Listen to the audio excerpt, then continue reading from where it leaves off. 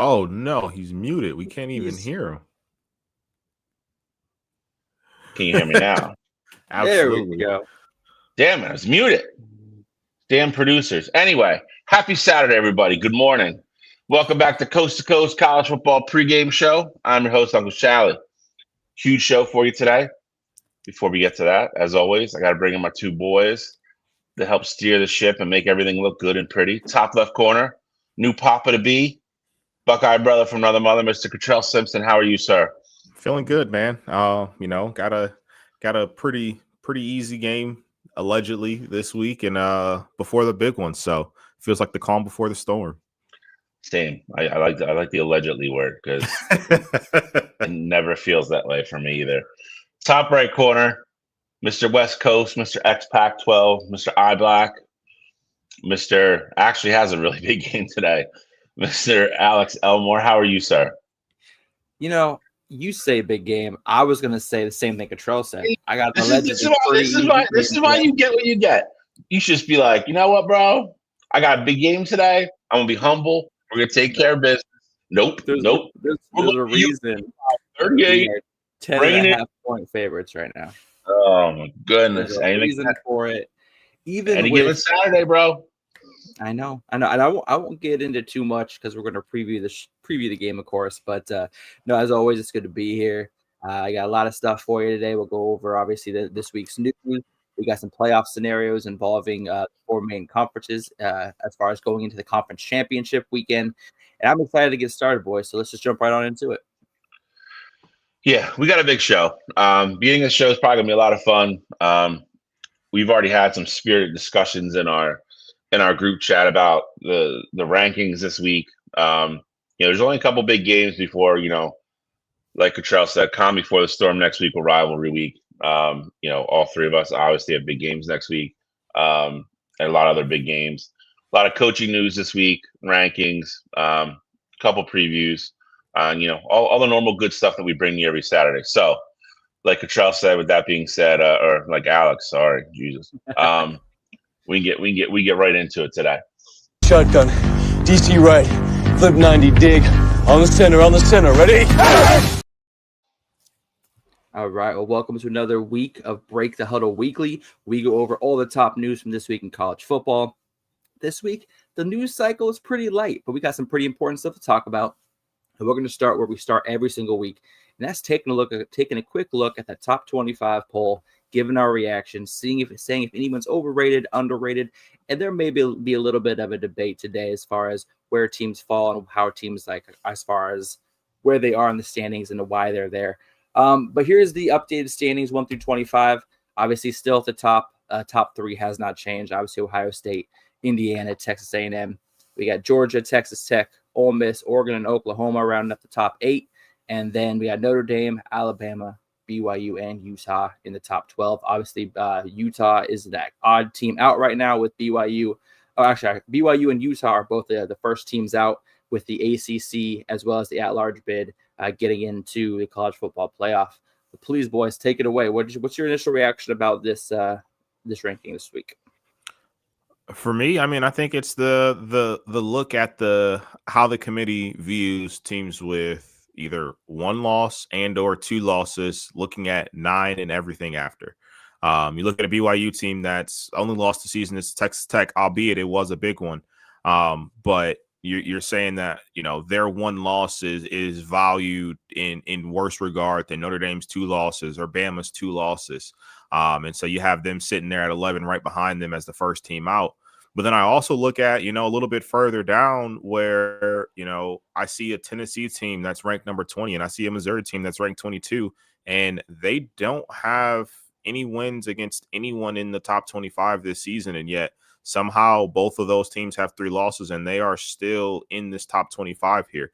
For me, I think it's a lot of what we typically talk about on the show. I think it's the, boosting the resumes for teams that they face so far this season. And it's not to say I don't think Tennessee is a good team or anything like that. But, to this point, again, if you haven't beaten anybody relevant, then I don't know how you deserve to be in the top 25. And then on the flip side of it for Missouri, I know, it's looking like Bo Pereira is probably going to play today. But, You're telling me that a team that has 3 losses and didn't have their starting quarterback is still the 22nd best team in the country? Like, I'm sorry, but I can't buy that.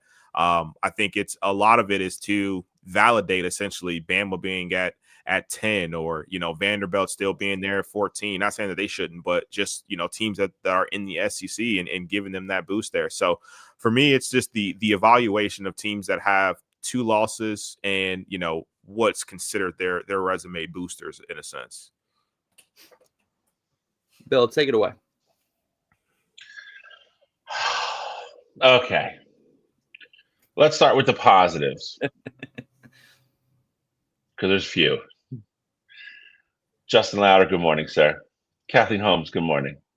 All right, 1 through 8, I think we can all agree we're good there. I think we get that out of the way. Yeah. I mean, the top 3 have been the top 3, deservedly so. I don't think you can argue Georgia. Texas Tech continue to climb. They keep beating everybody. Ole Miss hasn't lost. They've had a couple questions, you know, squeakies. Oregon just doesn't really have the resume yet. That could change after today. Oklahoma, big win. To get into Cottrell's point, we're talking about head-to-head. I guess you got to put them ahead of Alabama. So let's start there. Let's tackle Cottrell's first one, BYU. I agree. I don't know how you're telling me teams ahead of them with 2 losses. BYU still has a really good win, and their losses on the road. Again, it wasn't a close game, but it's still a loss on the road to now the number 5 team in the country. How are teams like BYU is a better win than Notre Dame does? You can't say that for Alabama because they have like 5 ranked wins. So, but again, so how is BYU behind Notre Dame? They have 1 less loss, and they have a better win. We'll save the Alabama Notre Dame thing for last. I couldn't agree more with what Cottrell said either. Cottrell took a lot of steam out of this argument I was going to come in with here. So blame Alex for letting him go first. I was going to blow the doors off this today. But anyway, he nailed it right on the head, though. Like, I hate to say it, but like the Missouris, the Tennessees, there's other teams sitting right outside the top 25 that have very comparable resumes with less losses, and they're not being ranked, and they're not being ranked for manipulative purposes, just like Cottrell said. They're keeping these teams in the top 25, so the teams in the top 10, top 12 that are fighting top 15 are, you know, their resumes are still going to look better because they're going to have ranked wins 8 weeks later. Like, Missouri's a good one. They didn't have a starting quarterback. They've lost. They have 3 losses. Who's their signature win? Why are they ranked? And that's not me saying I don't think Missouri's a good football team. I think they're a good football team, but they haven't proven it. They haven't done it. Like I said, I made the joke. Missouri does it every year. They start 7-0, and then they get in the meat of their schedule. They start playing ranked teams. They lose them all, and they fade away. And that's what they're doing this year. I don't know if Bo's going to play later today, but even if he does, if they lose again, they held on again. They're at Oklahoma, correct? Yep. Yeah. Yep. They're held on again today to get Oklahoma another ranked win. It's bullshit. And the one thing I will say this year, which I'm happy to see nationally finally happening, is all these analysts and everybody are asking these guys, like this doesn't make sense anymore. Like, I think we were all excited to especially 2 years ago with the first year of it, or last year, sorry. And everybody was like, like this is just so cool. Like, and I think a lot of people left people off the hook.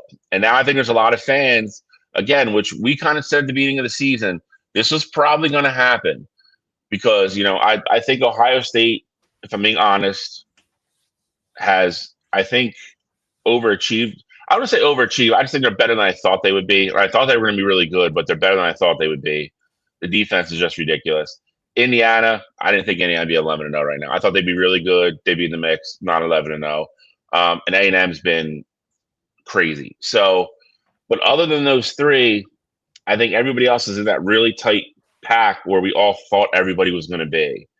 And now they're having to make real decisions about real programs and real games and things that have happened. And you're seeing the bias about brands, about programs, about conferences. And now they're getting pressure. Like, I mean, you're seeing arguments on ESPN, you're seeing arguments on Fox, and I think it's deservedly so. They've made a lot of decisions this week included that you can't justify them. And every time they get asked the questions, they don't really give you an answer. They give you like you it sounds like you're talking to a politician. They say a whole bunch of stuff that when they didn't really say anything. And I think it's got to stop. I mean, we've had this ongoing thing and we have fun with it and it's great. But Cottrell kind of keeps bringing up something. And Alex, you do too. So I'm going to give you credit too. There is in black and white on a piece of paper a set of criteria to what they're supposed to rank these teams to. And they're not using it. They're not using it because, certain things are weighted more than others. They're not using those. And then some guys are just like, I don't even care what they look like on paper or what the record is. I saw them play twice and I think they're good. So I'm ranking them 8th. Like, what are we doing? Like, it's nuts to me. Like there's so many discrepancies where they use one situation for two teams, but then again, BYU just on the outside looking in, one loss on the road to the 5th. That loss keeps looking better and better. And listen, when you go on the road and play a really good team, you get blown out sometimes. It happens. Like, not for nothing. Like, I know we keep saying it was a bad loss, but Texas Tech's really freaking good. They went and lost on the road to the team that just keeps climbing the rankings. Like, how long are we going to hold that, I guess the score to them, but then they're behind teams that have 2 losses that don't have playing them. Well, I think we've all kind of established that like the ACC and the Big 12 really have no respect. And I think until we get another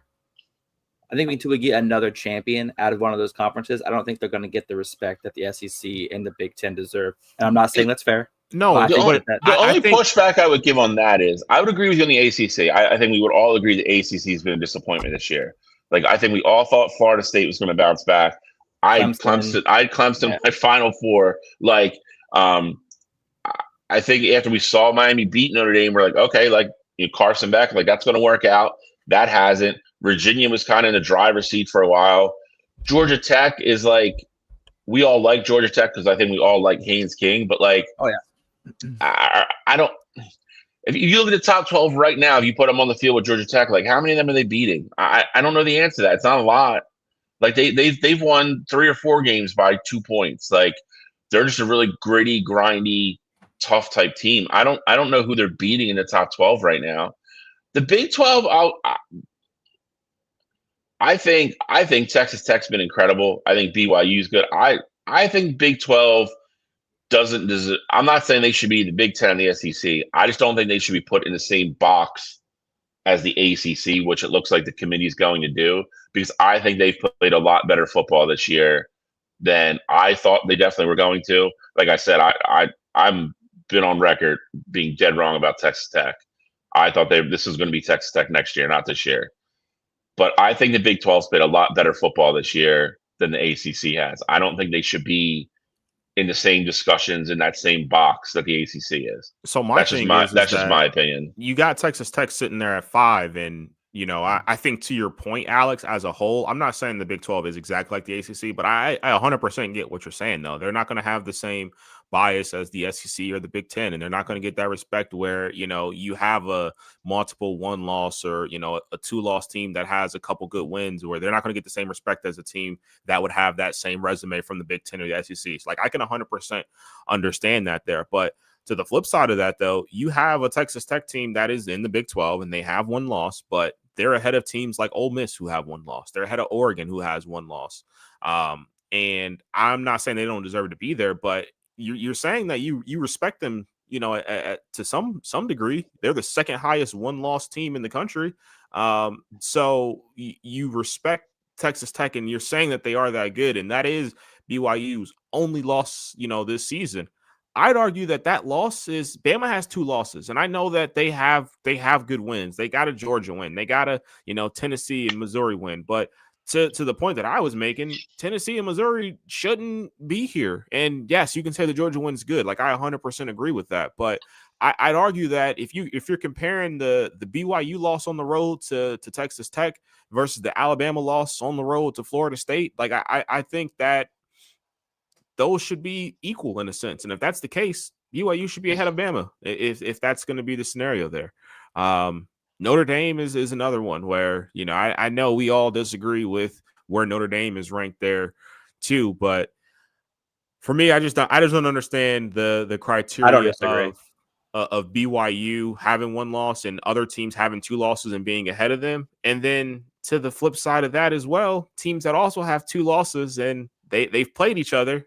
And Miami's sitting at 13, Notre Dame's sitting at number 9, and you got two losses each, and you have a head-to-head. Why isn't the head-to-head the tiebreaker, like we see in other situations lower on in this ranking, like USC sitting at 15 and Michigan at 18, which, Bill, you didn't even bring up, which I am stunned about. A 3-loss Texas team is ahead of a 2-loss Michigan team. Oh, we're getting there. We're getting there. But yeah, I mean, there's just so many inconsistencies here. Alex, let's go. We got to pause. Okay, first let's start from the bottom and go to the top. I can hear the USC Michigan argument. I really can. But when it comes to Texas, it's already been announced that they're not going to punish teams for scheduling tough opponents early on in the season. So they've already came out and said that essentially that Texas loss to Ohio State might as well. I'm not talking about that one. Nobody's talking about that one. I know. I just said I'm starting from the bottom and working my way up. I wish y'all would listen to me when I speak. Like, I'm getting to the Notre Dame and the nitty gritty, but he just mentioned. Oh, no. How many losses does Texas have? 3, which is what I'm explaining. If you would let me know, I'm just going to mute Bill because he just wants to stop talking. Anyway, they've already announced that they're going to look at a tough scheduled opponents, not the same as losing to anybody else. So essentially, Texas's loss to Ohio State counts as like a half a loss in the voters' minds, because they're not seeing a loss to the number 1 team as a damaging effect. Because they're not going to punish teams for playing tough opponents early on in the season. They've said at the beginning of the year, we had a 20-minute discussion about this on the first episode. So they're not going to hold that Ohio State loss against Texas.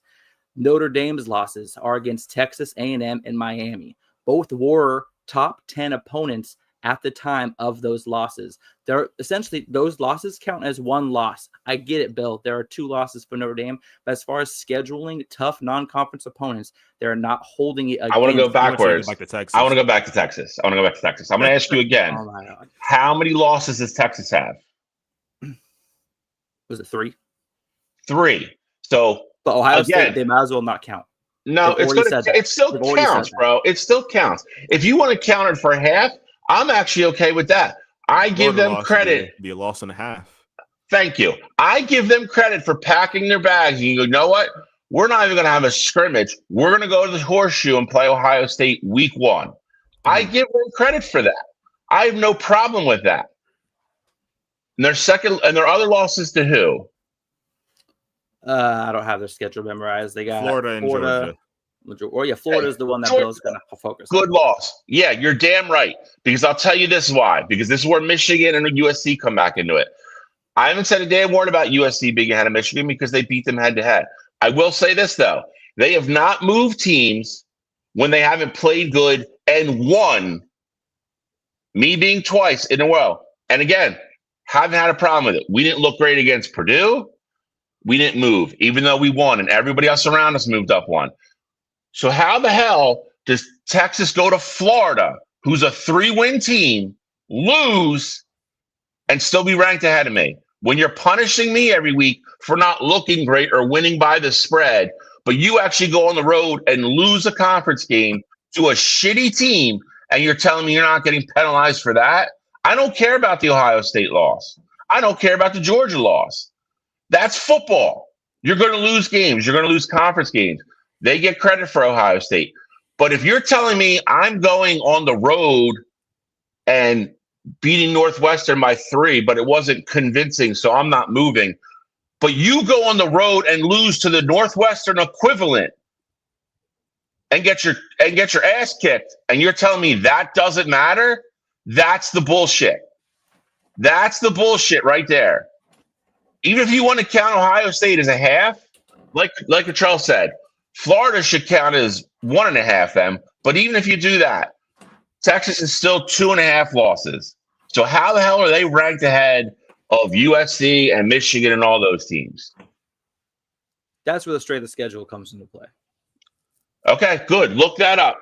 Go ahead. Because I think the 3 of them, 3 of them are all within 4 or 5 spots of each other. It's not like Notre Dame, who's like 20 spots lower than everybody else.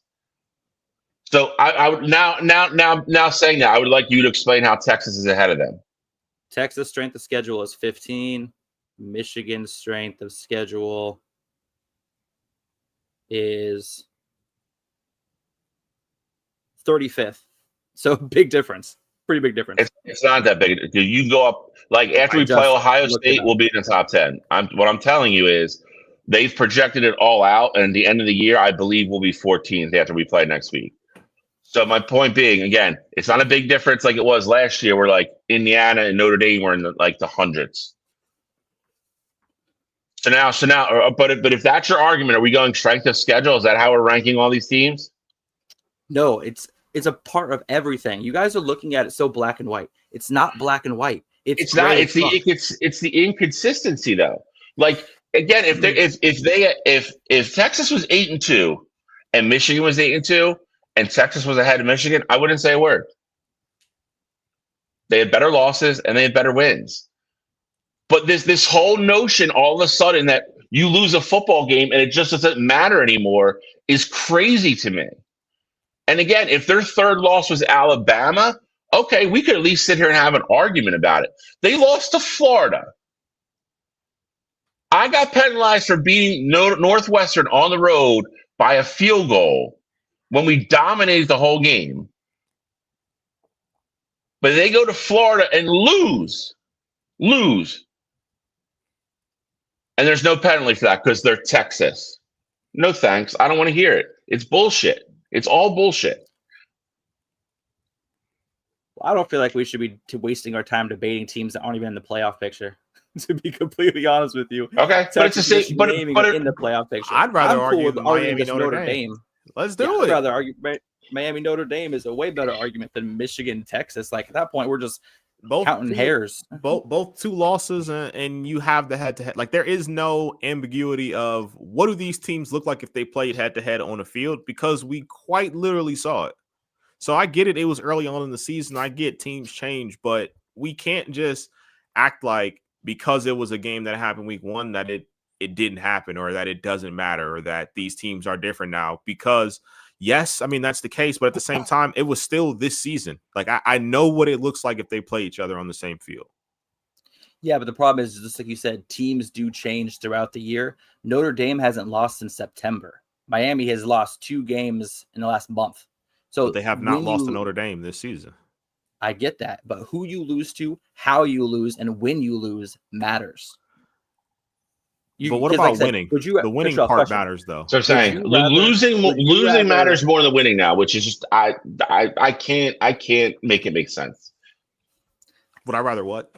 Would you rather lose game 1 of the season or game 12 of the season? If you had to have if your team has 1 loss in your college football season, guaranteed, and you have 2 choices, the first game of the year or the last game of the year, which one are you going to want to choose to lose? For me, I think it depends on who it's to. Like if it's like Texas, it doesn't matter. If it's Texas week 12 or Northwestern week 1, I would say Texas week 12. Like I don't care how late it is. I think who you lose to is going to be more important than when you lose. So I think that absolutely matters. And this system was supposed to get rid of that, because that was the old adage. It was, if you lose week 1, no matter who you lose to, but you run the table, you would always get credit for losing in the beginning of the season and nothing would matter at the end of the season. And everybody hated that. And now this is supposed to get rid of that, because it's supposed to put everything in the conversation and put, take a real like overall effect. Like, okay, they did lose week 12, but they lost week 12 to the 8th best team in the country. Are we really saying that they shouldn't be a playoff team now? This system is supposed to get rid of all that shit. And it's not.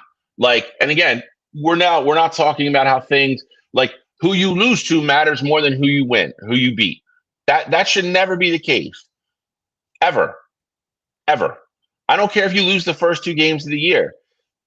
Yeah, they're quality losses. That's fine. But now you're up against one of those teams that beat you head to head. So head-to-head doesn't matter in that one, but it matters other places. Like if you guys lose today, Alex, like should you be done? Yeah. this late in the season, we're done if we lose today. Even if you beat Washington should be? this week, you think you should be? That's what I'm asking you.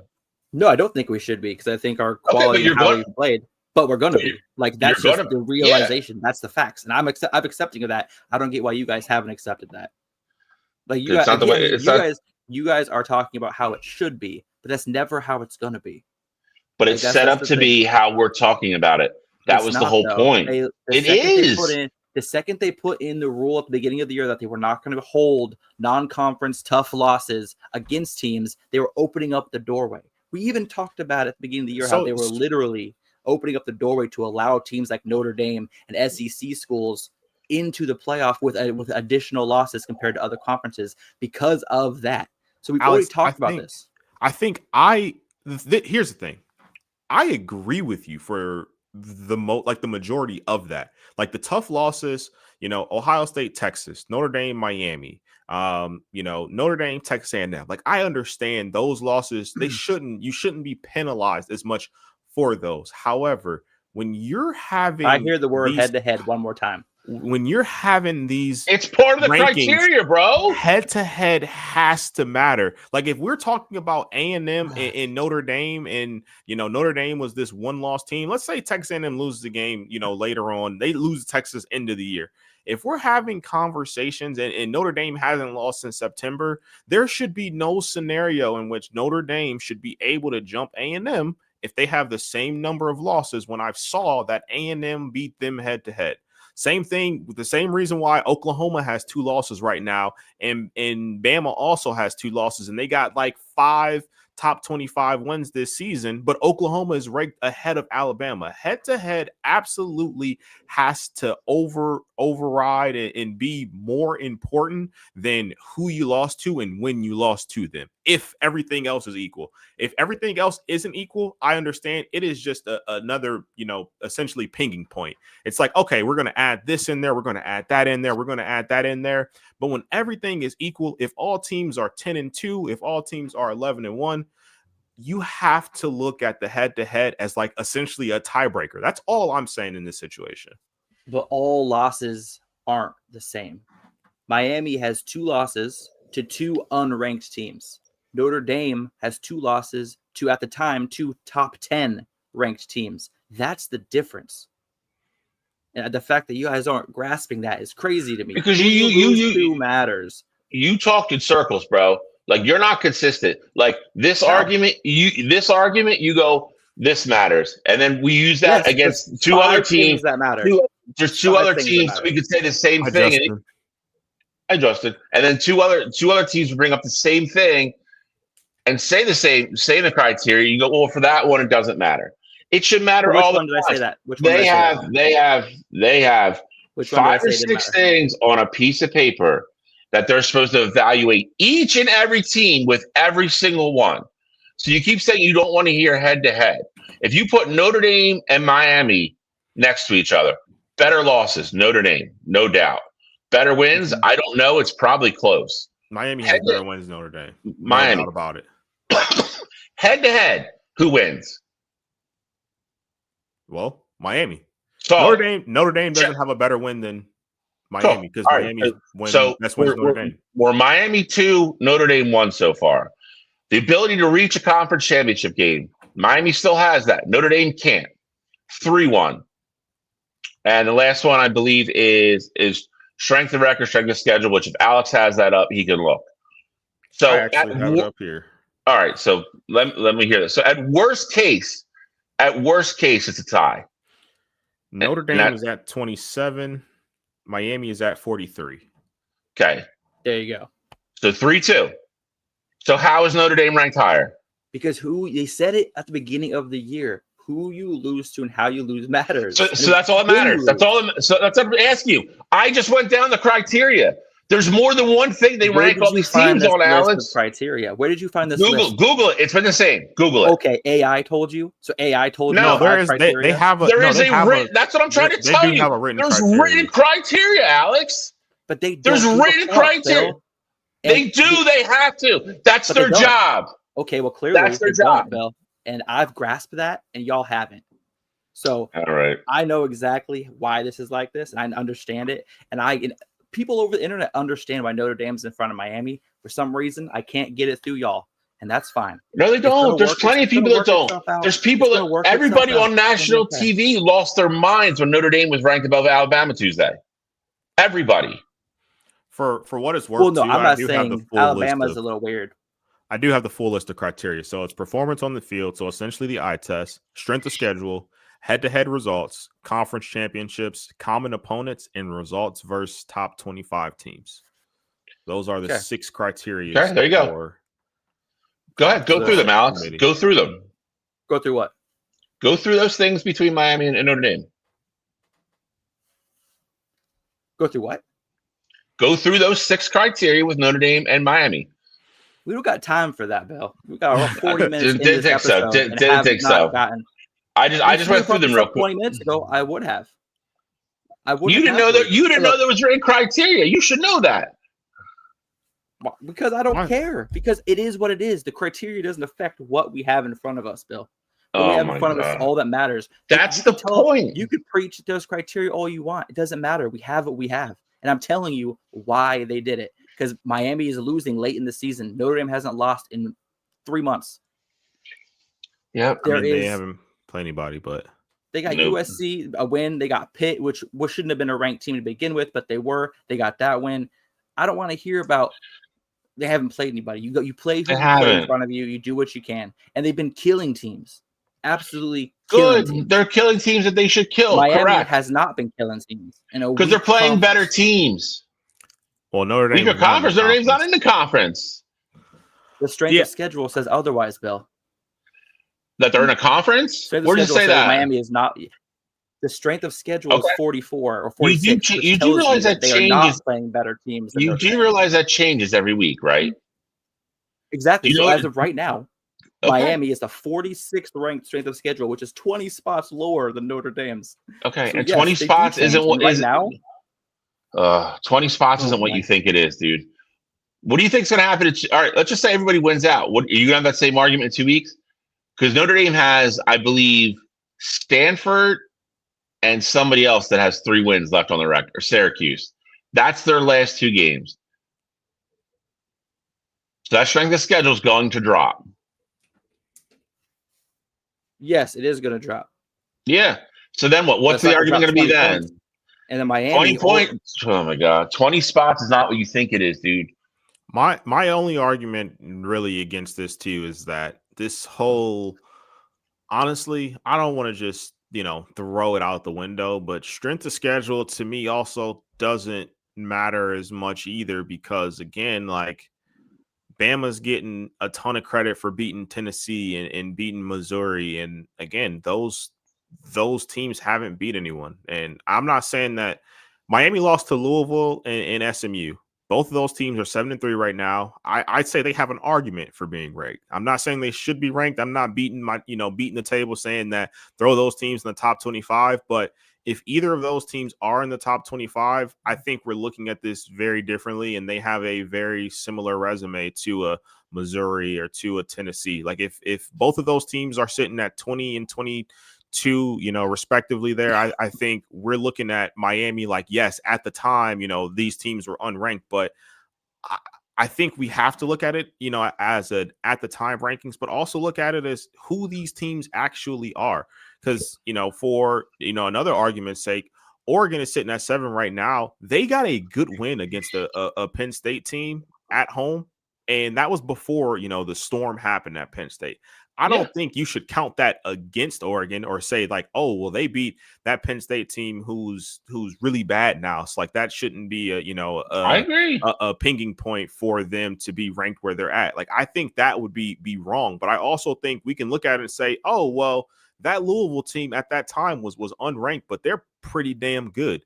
Just like it would have been for Alabama if Florida State would have kept it rolling and things like that. But we've seen that they've ultimately fizzled out. They're a 5-5 football team, so it doesn't hold as much weight as it would have if they would have, kept their train moving there throughout the season. So I think we have to look at it in totality there. If Louisville and SMU both finish as 9-3 football teams, I can't just act like, oh, well, Miami losing by 3 and losing by 6 in overtime.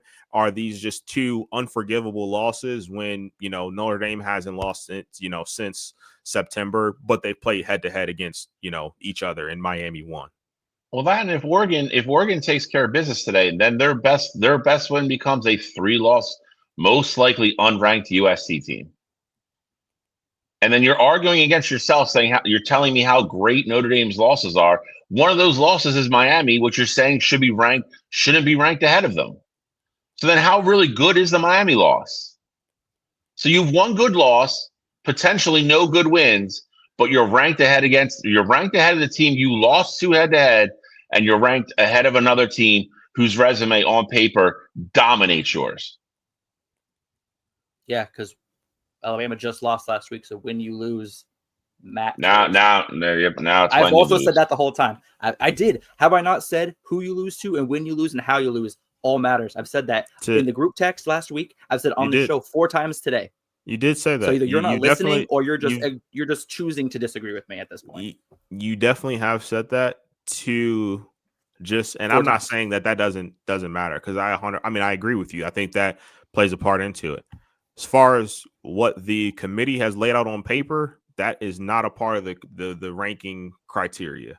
And I'm not saying that. And I understand that, but that's how they're doing it. I'm not saying they're doing it right.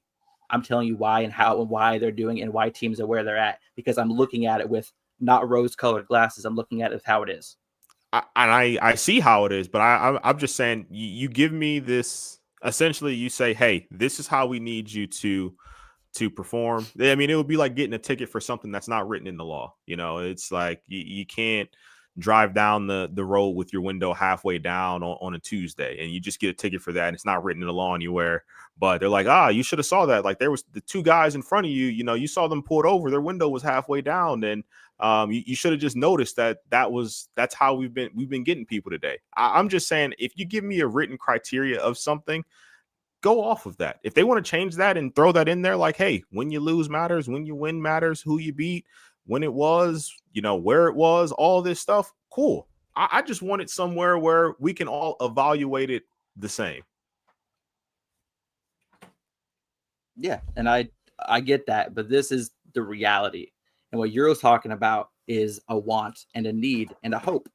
I'm looking at the reality of it, and that's not how it's going to be. It's probably not going to be like that for a long time. The only way this argument is never going to happen is to allow every single team in college football into the playoff. Then nobody can fucking bitch. But unfortunately, that's not how it is. So while we have a limit on the playoff teams, there's always going to be debates. It's always going to be everything. BYU is the best argument you have for someone in this ranking that's not where they should be, because BYU has top wins. They have a very tough loss to Texas Tech. They should not be on the outside looking in behind Notre Dame. I don't think BYU should be behind Alabama right now, the way BYU's been playing and looking. So there are teams that I do not agree with that are behind teams that I don't think they should be, but I'm not arguing those, because it is what it is. And we still have a lot of football to play. A lot of stuff that needs to fall into place. ACC championship game, Big 12, SEC, Big 10. We have those playoff scenarios coming up for you here after we do recaps here in a little bit. So we'll get a chance to look at those. But a lot of these teams have their fates in their own hands. And we're going to take a look at that here shortly. I think that's the one other piece, though, before we move on. That is literally the one other piece, though, I think is also like where we differ. Because like you're right. And like, I would say, Alex, like me and you we probably see eye to eye on this like 75%. There's literally just like this small area where we disagree, and you say like it is like that's just the way it is. You've come to accept it. That's how you're viewing it. I also think it's okay for us to say, hey, the committee gave us these standards. They're not living up to that, and we're going to hold them accountable for that. So I think it's while I can understand that's the way it is, like I can look at this and say, oh, well, they're valuing that Notre Dame hasn't lost since September. Like I can look at this and see that that's the case. But I think it's also fair to say, hey, Notre Dame hasn't lost since September, but that's not a part of what you gave me as the criteria for how you're going to rank these teams. And that's not cool. And I'm saying that based on the criteria, I think Miami should be ahead of Notre Dame. And I think it's okay. It's okay for me, to say that. Like, I think both things can be right in that situation. Yeah. And I'm with you. But I think we've not wasted, because I think it was a great conversation and it was a good debate, but we definitely got some other news to kind of tackle. Bill, you have any closing statements on that top 25 before we jump into some coaching news? No, it's just going to get worse because you're going to have conference, because tiebreakers are if you make your conference championship game and stuff like that. And if BYU wins out, they could theoretically go to the conference championship game and play Texas Tech again. So they, at worst case, would be a 2-loss team with 2 losses to the 5th-ranked team in the country. Notre Dame doesn't have a conference championship game. Their last 2 teams are absolute dog shit. Alabama's going to make the SEC championship. But I'm sure we'll just stick up for Notre Dame again somehow because they lost to Miami. But, losing to Miami, if you're arguing for Miami, doesn't matter. So it'll be fun. Passive aggressive. Love it. All right. It's just reality, bro. Like you keep saying, it's just reality. Accept it how it is. Anyway. All right. So next up, Lane Kiffin. Murder someone. Lane Kiffin is going to announce the decision the day after the Egg Bowl on his future with Ole Miss University. LSU just came out yesterday that they had offered a roughly $90 million deal with a $25 million annual roster budget to go out to grab players of his choosing. And that's what LSU offered. Now, according to reports, Ole Miss has been able to consistently get close or be able to match LSU's offer. I would imagine that's going to be on the salary side. That $25 million roster budget, that's a pretty big little announcement. Like, hey, we got $25 million right here in this bank account just for you, buddy. Go out and buy whoever you want. So I think that is a very telling offer from LSU. I have no idea what Florida has been offering, if how kind of far they're into the talks with Florida. What do you guys think about this whole Lane Kiffin mess? I'm gonna use your thing here because you live in fantasy land with Lane Kiffin. We're gonna talk about reality, bro. Lane Kiffin is leaving Ole Miss. This is the most Lane Kiffin thing ever. I think it's going to be monumental because I would tell you this. I think the thing holding this up is, I will give him credit in this aspect. I think the thing holding this up is saying he wants to finish the year with Ole Miss, no matter how far they go, and then he'll take the job. That is going to complicate things because it puts Ole Miss in a really bad spot, being like, all right, well, this guy pretty much just said F you to us and he's leaving.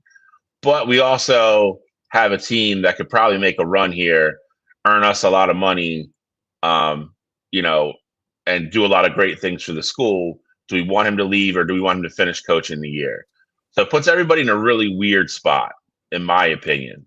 LSU's over there being like, yo, we're giving you $90 million and all this. Like, you're coming over here now. So that is where I think the tug of war is here behind the scenes. I will be absolutely shocked because I agree with Cottrell. If he was staying, he just would have came out and been like, I'm staying, not going to LSU. I'm not going to Florida. Rebels are my team. I'm staying here. I just signed an extension worth $1 billion. I'm staying at Ole Miss. He hasn't said that because he's not staying. He's gone.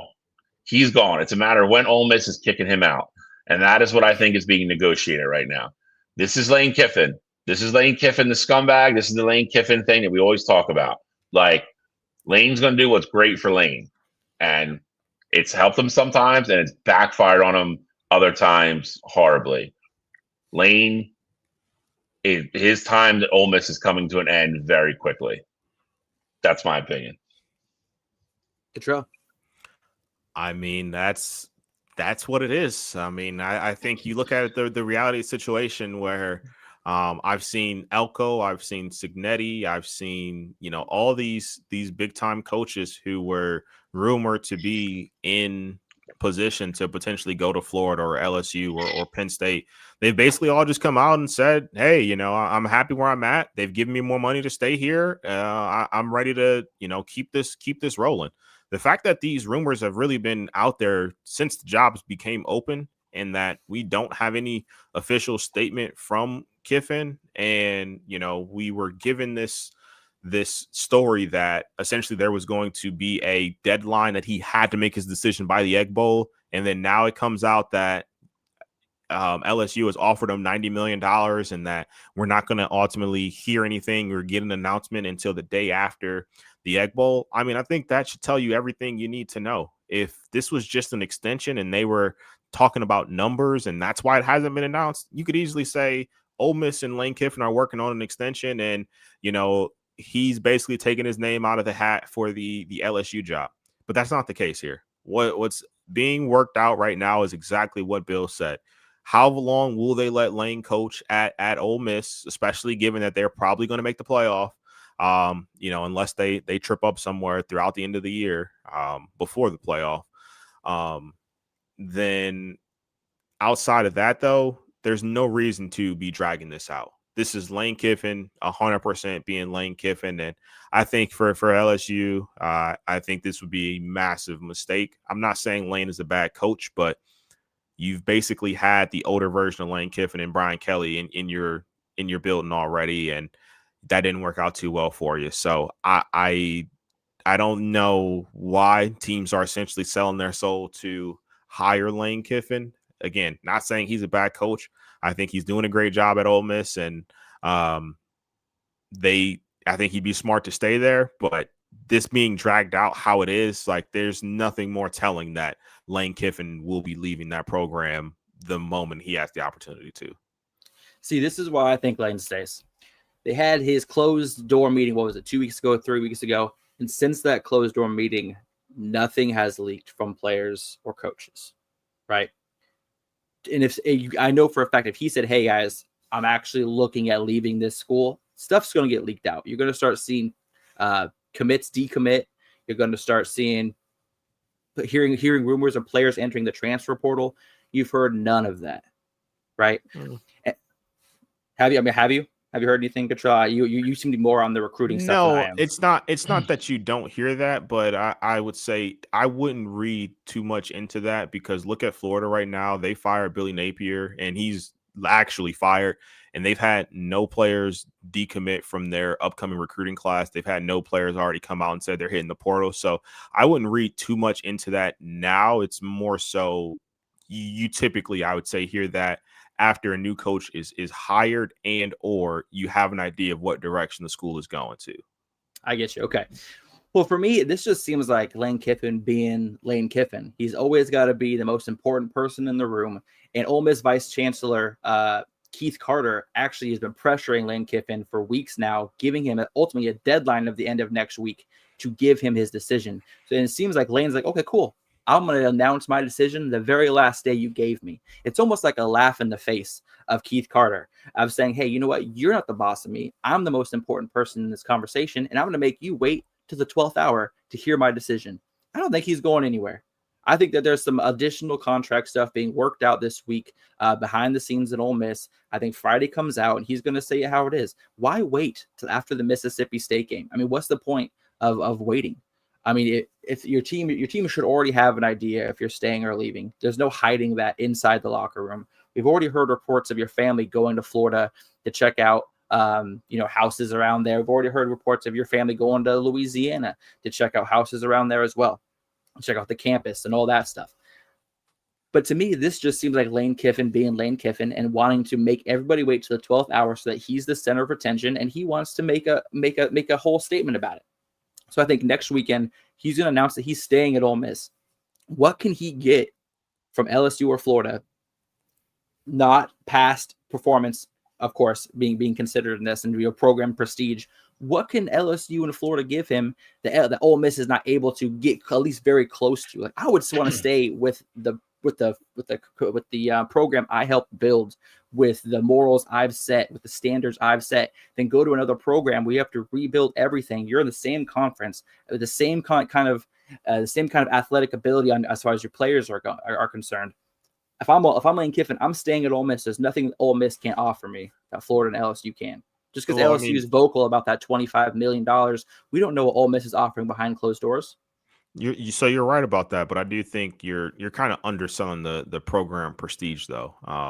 Again, LSU is a top 10 job, no matter which way you slice it there. And if they've already come out and said that they're going to give you $25 million for your roster and then ultimately give you a $90 million contract there as well.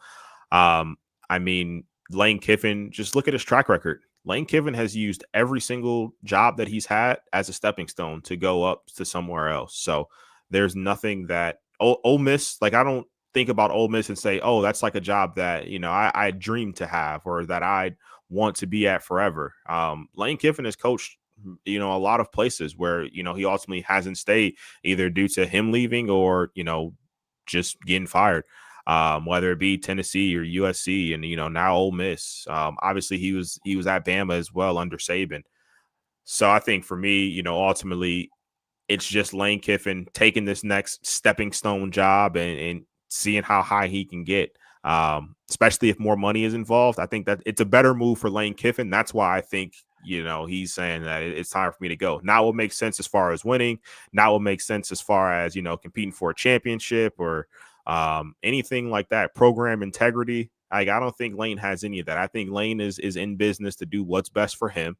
And I mean, on the surface, moving up to LSU would make a lot of sense, in my opinion. All right. Bill, any closing statements on Lane Kiffin? Lane gonna do Lane. It's a better job. I hate to say it. I give him credit because I think he did a better job at Ole Miss than I thought he was going to. I'll give him credit.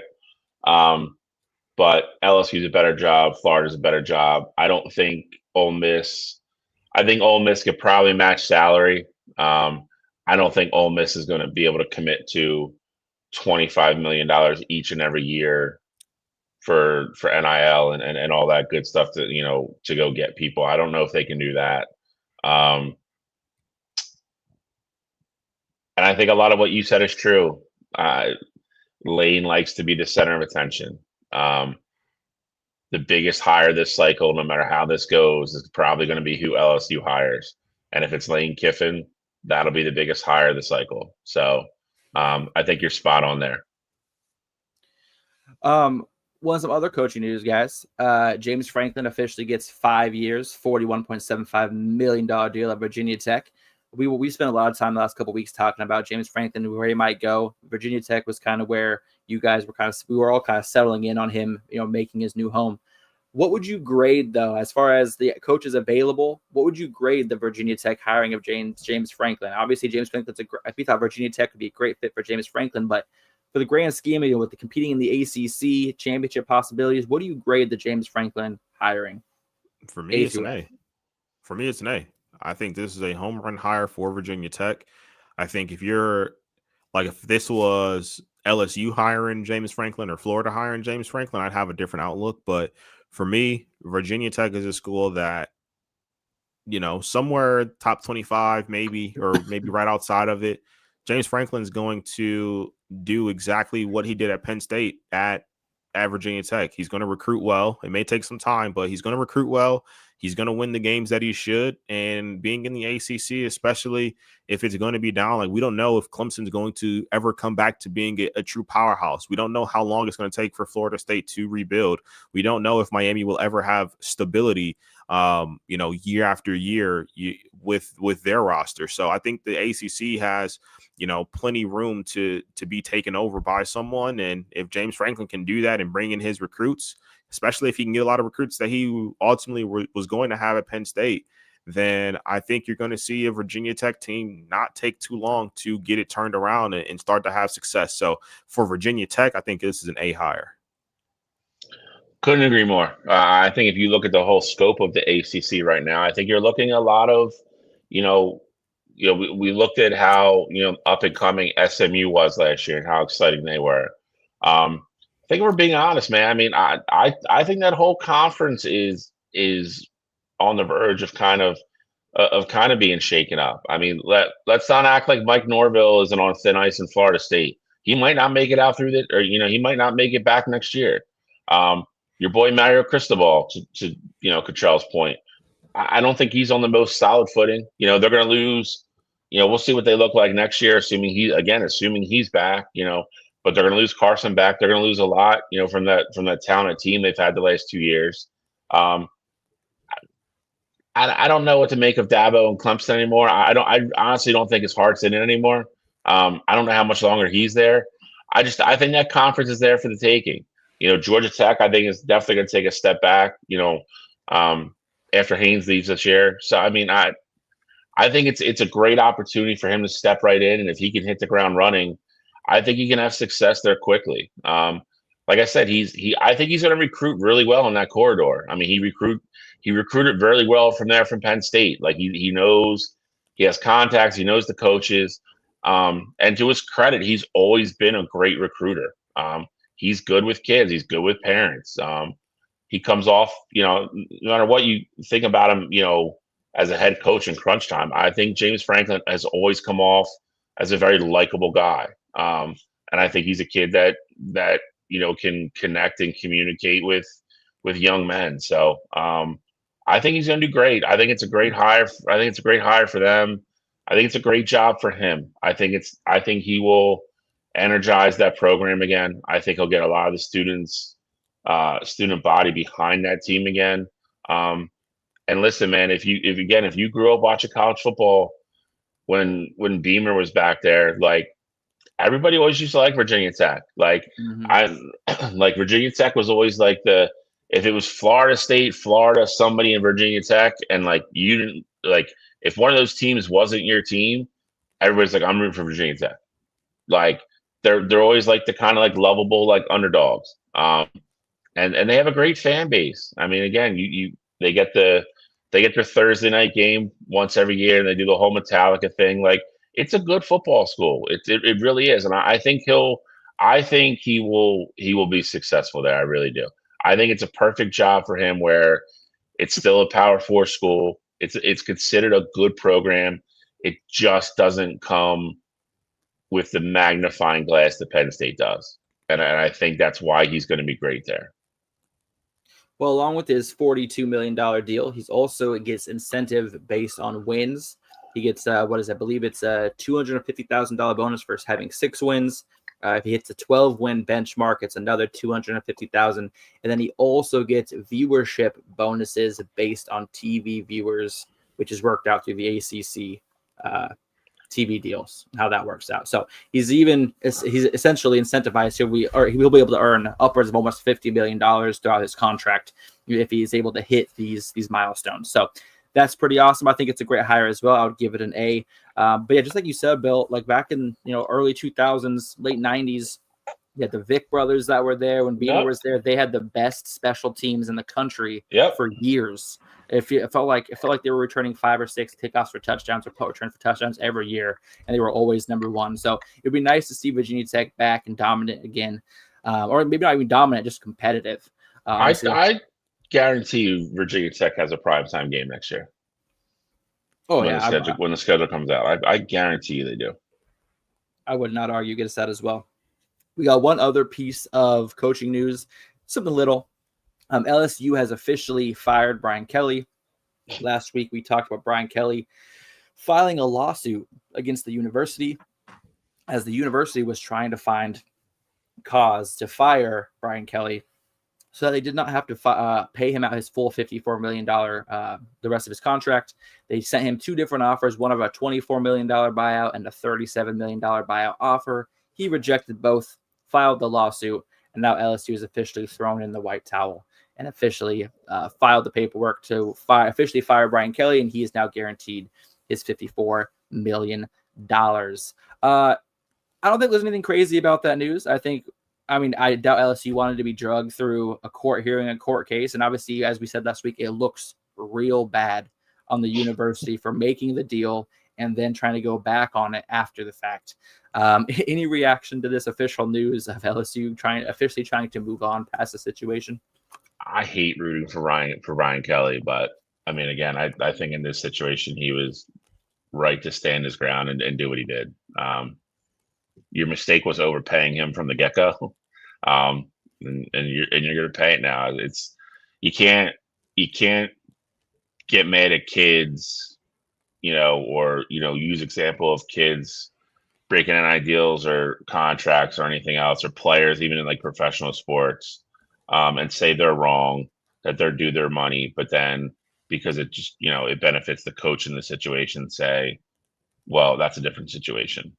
You signed the guy, you thought he was going to be the savior of your program. It didn't work out. That sucks.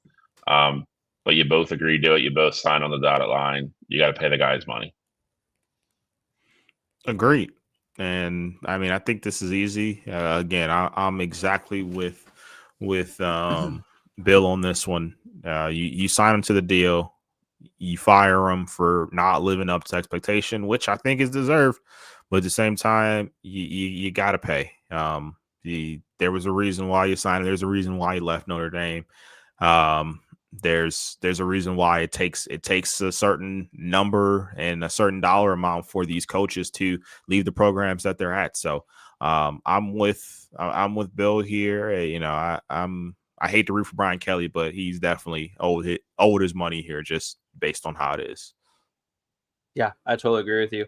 One last piece of news for Break the Huddle before we can get into recaps and some other intense things. NCAA has officially rescinded the rule change allowing college athletes to bet on pro sports.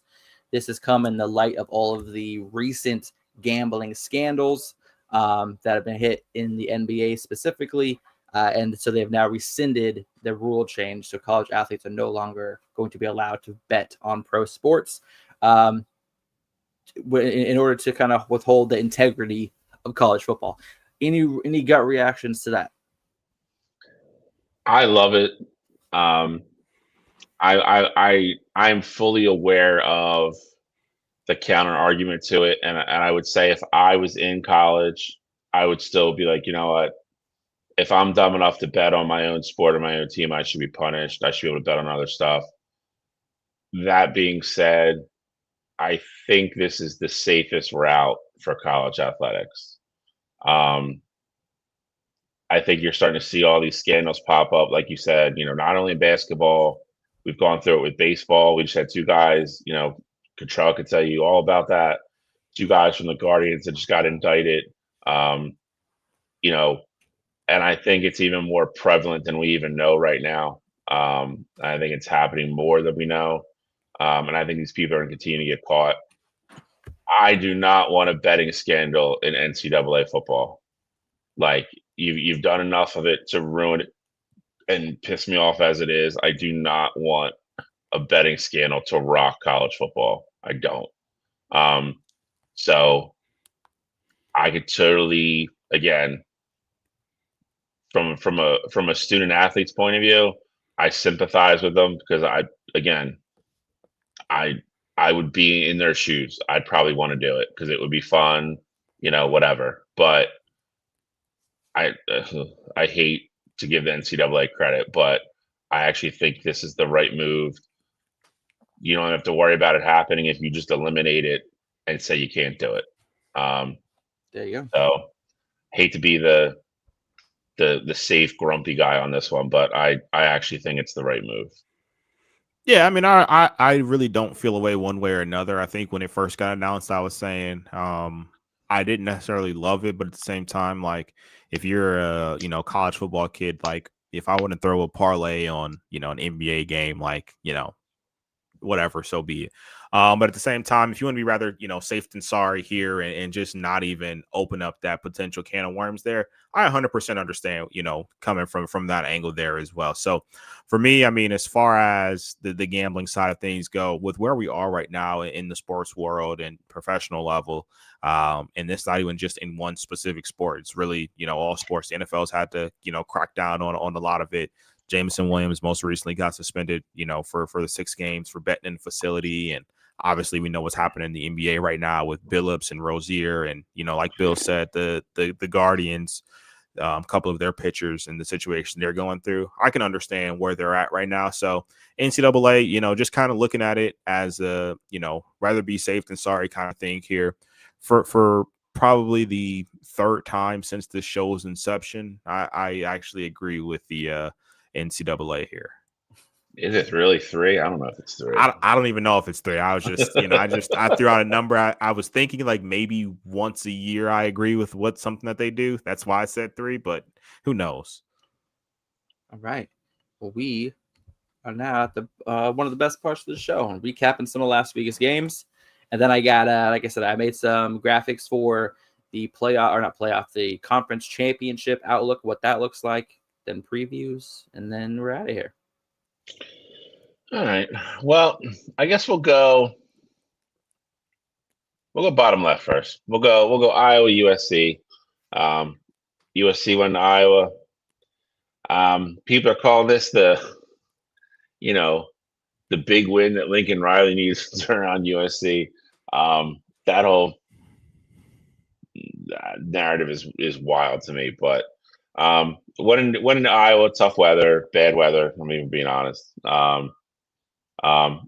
Took care of business. I think it was a close game for a while. I will say, from watching the majority of this game, I felt like I just felt like USC was the better team. They kind of had to figure it out. Iowa's defense showed up like they always do. But it always looked to me like they were better. Iowa definitely gave them a scare for a bit. They just still struggle to throw the ball on the field. I just don't get it. I don't know. But USC escapes Kinnick with a win, which is anytime you can do that, you take your W, you get on the bus, you get on the plane, and you get the hell out of there. It's always a quality win, and it sets up their big game today, which we'll get into in a little bit. So USC, survives and advances. Another heartbreaking, close, tough, scratch your head offensively loss for Iowa. Here we are. Yeah, I mean, like I said, Iowa had an 11-point lead at halftime. I honestly thought Iowa was going to kind of run away with it, take care of business. I was like, all right, well, that matchup next week with USC is really losing its muster real fast. And then USC came out and scored 19 consecutive points in the second half, and they kind of gained control. And really, it was behind Mekhi Lemon. 10 catches, 153 yards, and a touchdown. The rain definitely impacted some stuff, but Iowa's offense could not get anything going in the second half, and USC was just able to kind of continue to throw the ball. Like I said, scored 19 unanswered points, took care of business 26-21, and now we have a hell of a matchup later on today with USC and Oregon. Yeah, no, it was definitely an interesting matchup because, I think when we did the previews last week, I was basically saying that Iowa, it's going to be the race to 20 points. Like, if you score 20, you're going to win this football game. And it was like before you even blinked, Iowa put 14 points up on the board. And passing the ball. Exactly. Like Mark Gronowski had a bomb, somewhere in there to help get points on the board for Iowa. But, at the end of the day, give credit to USC. Feels like that was like a resilient kind of game where you got to look at in second half where every single week for this USC team, of course, they're on the outside looking in right now, but every week they're fighting for their playoff life here. And I know we're going to talk about the game against Oregon later on here, but give the defense credit for stepping up. It's definitely good they scored 19 unanswered, but it didn't seem like they had an answer for the Iowa offense in the first half, which is something that I feel like I've never said before in life. But they didn't. Yeah. And that's just the reality of it. But in the second half, they figured it out and they really slowed down Iowa and they gave their offense an opportunity to go win the game. And that's exactly what they did. Bill, where are we going next? Let's go. Let's just scoot over to the bottom right-hand corner. Notre Dame at Pitt. I thought Pitt would have an upset chance here. And then I watched Pitt play defense. And I realized Pitt wasn't going to win this football game. Notre Dame, to their credit, as much as we argue about them earlier in the show, went on the road. I don't know where you stick Pitt on the quality, road victory type graph, but still a good win. I don't think they should have been ranked, but we're not getting back into that. But Notre Dame, again, you got to give them credit. They showed up, handled their business, left Pitt with another W. They have 2 cupcakes left. Pitt, I think, still has a chance to make the ACC championship game. They do. They're 4th right now, but we'll see. Yeah. We'll get into that in a couple minutes, but I think kind of a measuring stick for Pitt to see kind of where they were. And again, I think a lot of people were kind of hyped for this game. And then Jeremiah Love got off the bus and put his helmet on, and we decided that was kind of what we're just going to do, and that was the end of that for me. So Notre Dame again, handling their business as they should, and another big road. Again, another big win for them. Probably their last big win, and they got to pray that they hold on now. Well, for me, this game was honestly I thought this game was well played between the lines. I think there are two big plays that really took the steam out of Pittsburgh's momentum. And that was, early in the game, Pitt threw that interception that Notre Dame returned for a touchdown, and that instantly deflated Pitt. And then, of course, you got later on in the game, you got Jeremiah Love, just like you said, Bill, 147 yards with a touchdown. And he had a 56-yard run in that game that really just put Notre Dame in the driver's seat, kind of gave them the momentum. And then Pittsburgh could never really recoup from that. But yeah, Pittsburgh still has a chance. Their season is not quite over yet. Big win for Notre Dame on the road. Obviously, they said Pitt, we're kind of up in the air as far as what kind of program they are, but they still have a chance at the ACC championship game. So we may not be done with Pitt just yet. We may even have a preview with them later on in the show. But no, Notre Dame, 8th win in a row, doing what they can to try to make the playoffs, man. So good win by them. I picked Pitt to cover for my Superdog pick last week. I'm disappointed that they did not give me any points because I was on a roll. But it is what it is. Notre Dame came to play. Pitt did not look like they were ready to play in the first quarter and allowed Notre Dame to kind of jump on them. Alex, I'm glad you said that at the end there, because I was about to get on both of you guys, because Bill had said, I thought there was a chance the upset could happen, and I remember vividly last week both of you guys were telling me that I picked him out. I picked him out right. That was happening. But you kind of like dialed it back a bit today, so I was about to get on both you guys, but Alex, fine, I was wrong, Cottrell. I got it wrong. All right, and Alex came out and said it. But no, I only say that to say this. Like, I did see one thing, and I hate defending Notre Dame, because I do think a lot of the points that a lot of people make about them are valid. But we talk about Notre Dame being on potential upset alert last week, and then now they beat the dog shit out of Pitt, and Pitt's no longer ranked. And it's like, they beat a Pitt team that wasn't even really that good.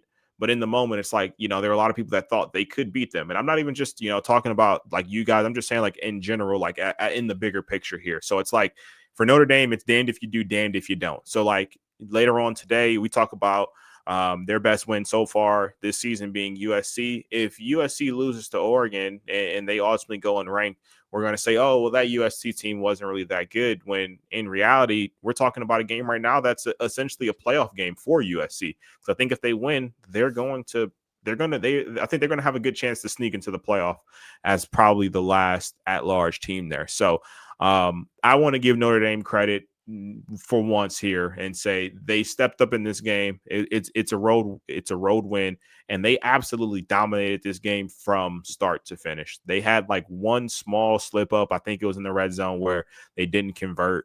But like outside of that, this was a game that was absolutely dominated by Notre Dame. So I do want to give them their credit in a game that a lot of people thought would be really competitive. All right, Phil. 2 games left to go. Where are we going? We're gonna go top left. We're gonna go down the old Athens between the hedges.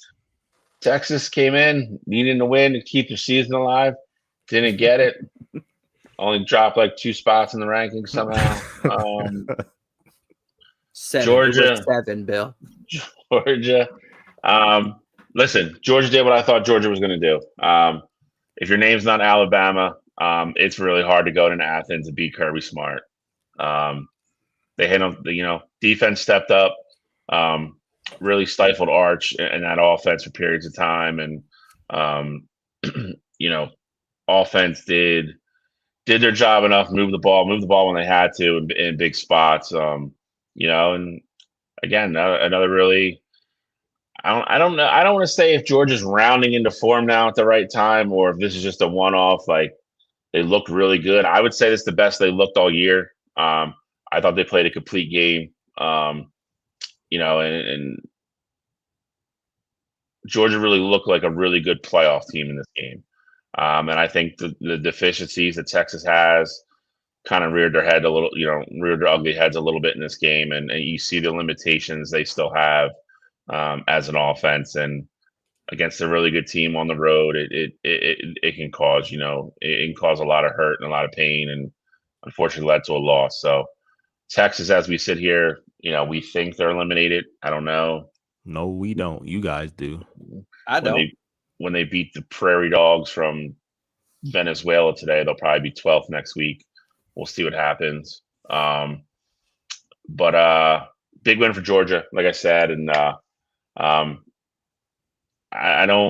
still don't think Georgia's better than anybody in that top three, but I feel like they're closer now than I thought they were a couple weeks ago, if they show up and play that way again. Yeah, I mean, Gunnar Stockton had a hell of a game, threw 4 touchdown passes, and he ran for another score. And this game, honestly, was extremely close going into the fourth quarter.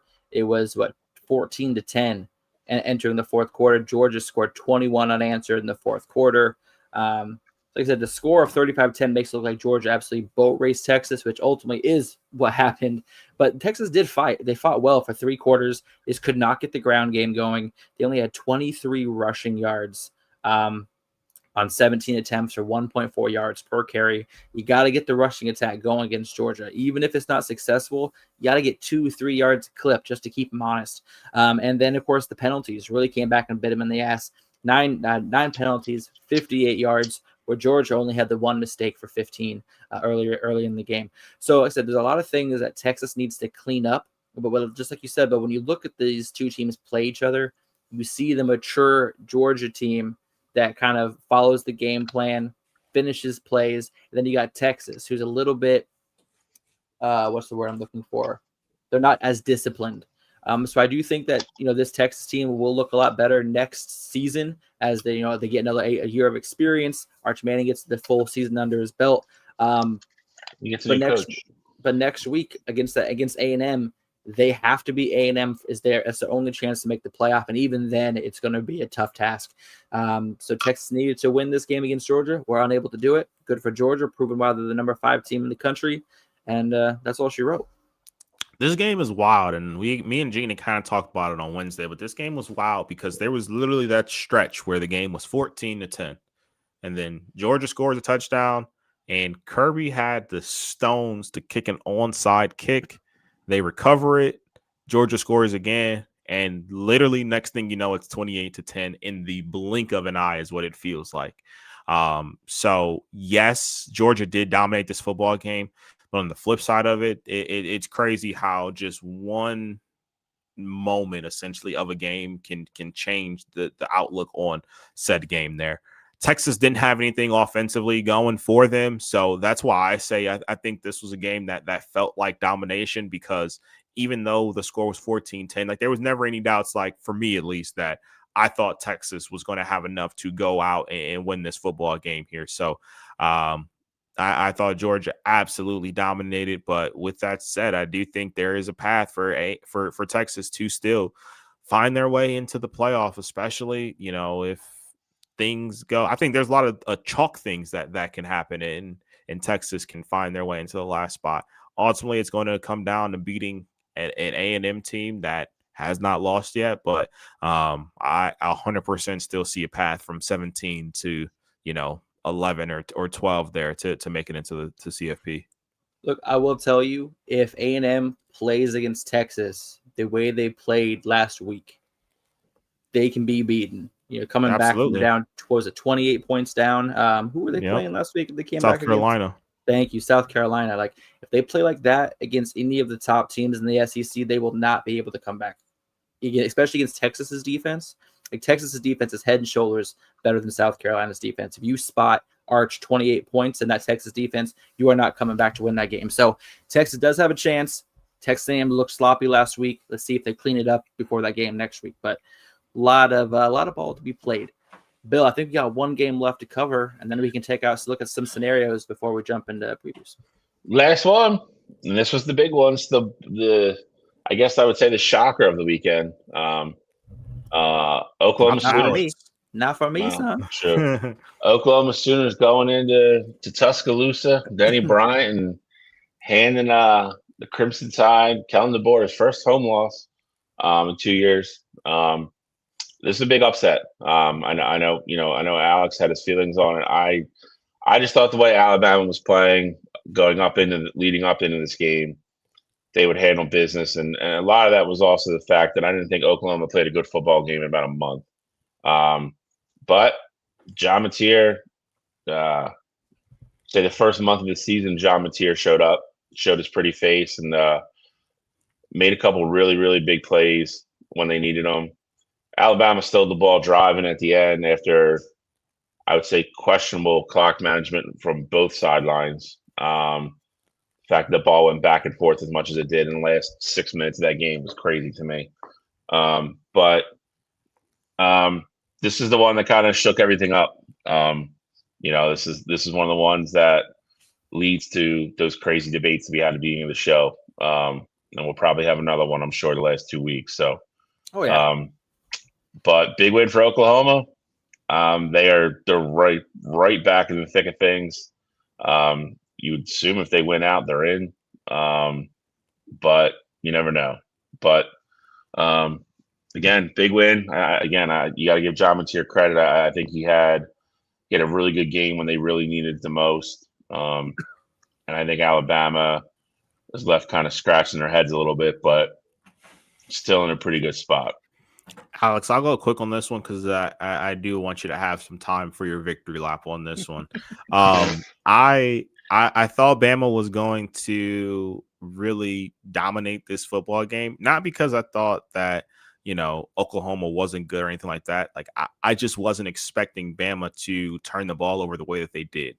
Ty Simpson threw a really bad interception in this football game. Ryan Williams put the ball on the ground in a spot that, we typically don't see from the kid. And then on the flip side of it, that Oklahoma defense really had it going, and they were without their best overall player in that game. So I think for me, that game shows me that Oklahoma is legit. And I truly had question marks with them pretty much all season. Like I thought they were very fortunate in a lot of their matchups, like later on in the season, for example, LSU and even Missouri today. Like I thought they were fortunate based off of what my preseason perception was of those teams, but they got some quality wins already. This win, of course, is huge. They got the win over Michigan already, and then Missouri's going to have their starting quarterback most likely back today in Bo Pribula. So I think that's another one that can be looked at as a signature win, albeit my feelings about Missouri even being ranked at this point.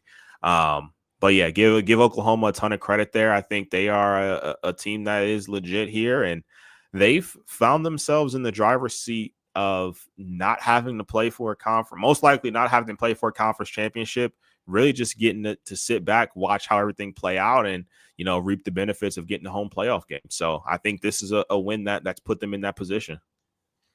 I think this game, though I did pick Oklahoma to win, I didn't see Oklahoma winning the way that they did. I thought John Mateer would have to go off.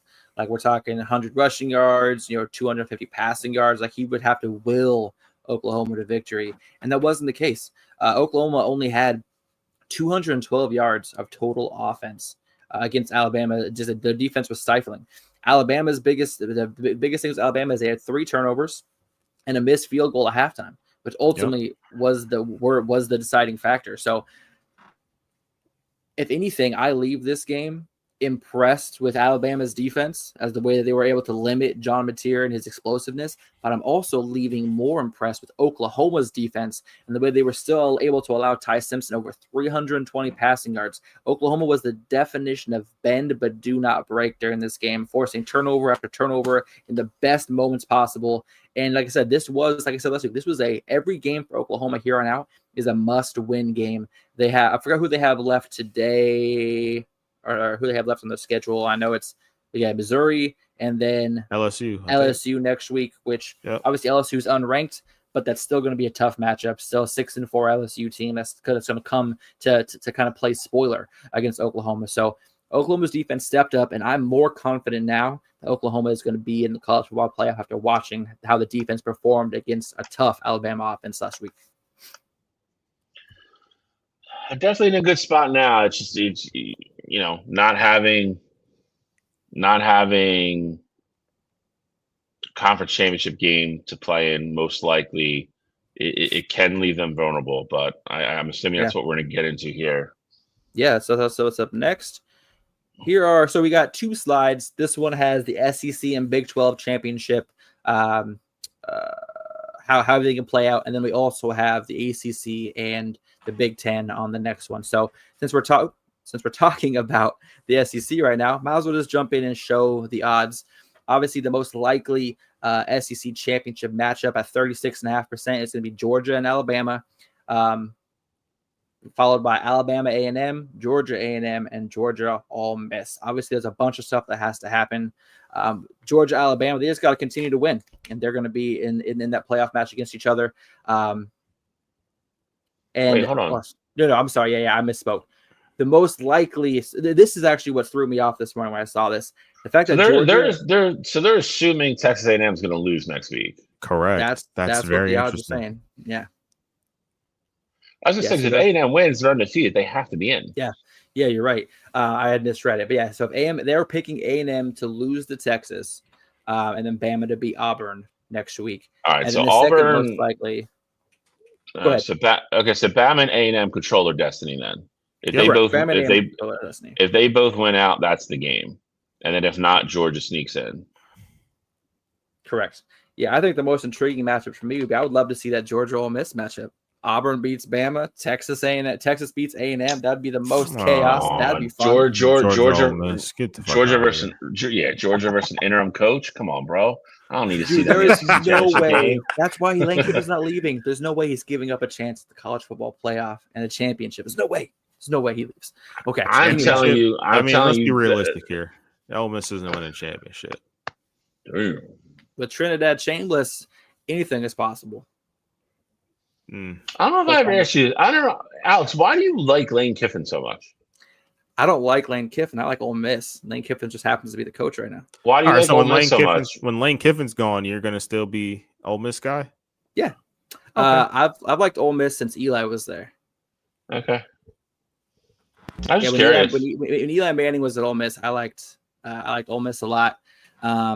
And then they've kind of just been my SEC team because I'm not cheering for Bama or Georgia. You know what I mean? So Ole Miss is like in every conference. Okay. So you got Iowa.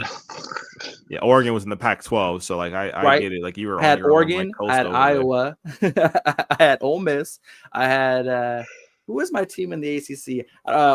SMU was last year. Before that, it was Virginia Tech. Just like Bill said, everybody liked Virginia Tech. You know what I mean? Back in the day. You got your group of 5 is UAB. I got that all day UAB. Even though they suck, UAB all day. Okay, but no, man, I think this is a pretty interesting like list here. The one interesting thing about the Iron Bowl next week is that it feels like almost a foregone conclusion that Auburn's going to be starting Deuce Knight, their true freshman quarterback, who was a 5-star kid.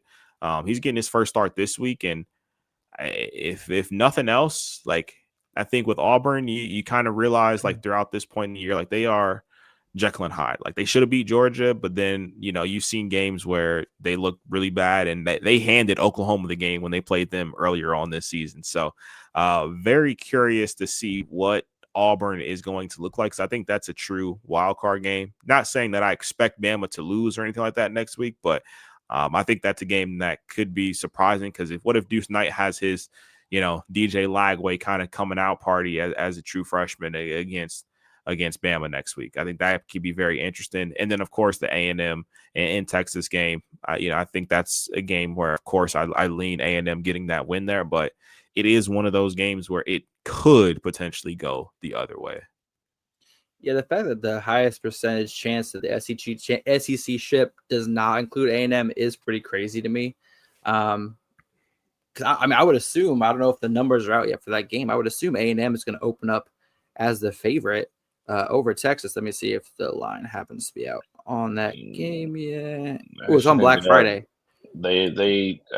I actually remember seeing this last night. They released a bunch of like future lines for all. Here you go. A&M -2.5 at Texas. Okay, there we go. But no, so the SEC seems pretty pretty straightforward. Like there's only 4 teams possible of making it. And then the Big 12 is the total opposite.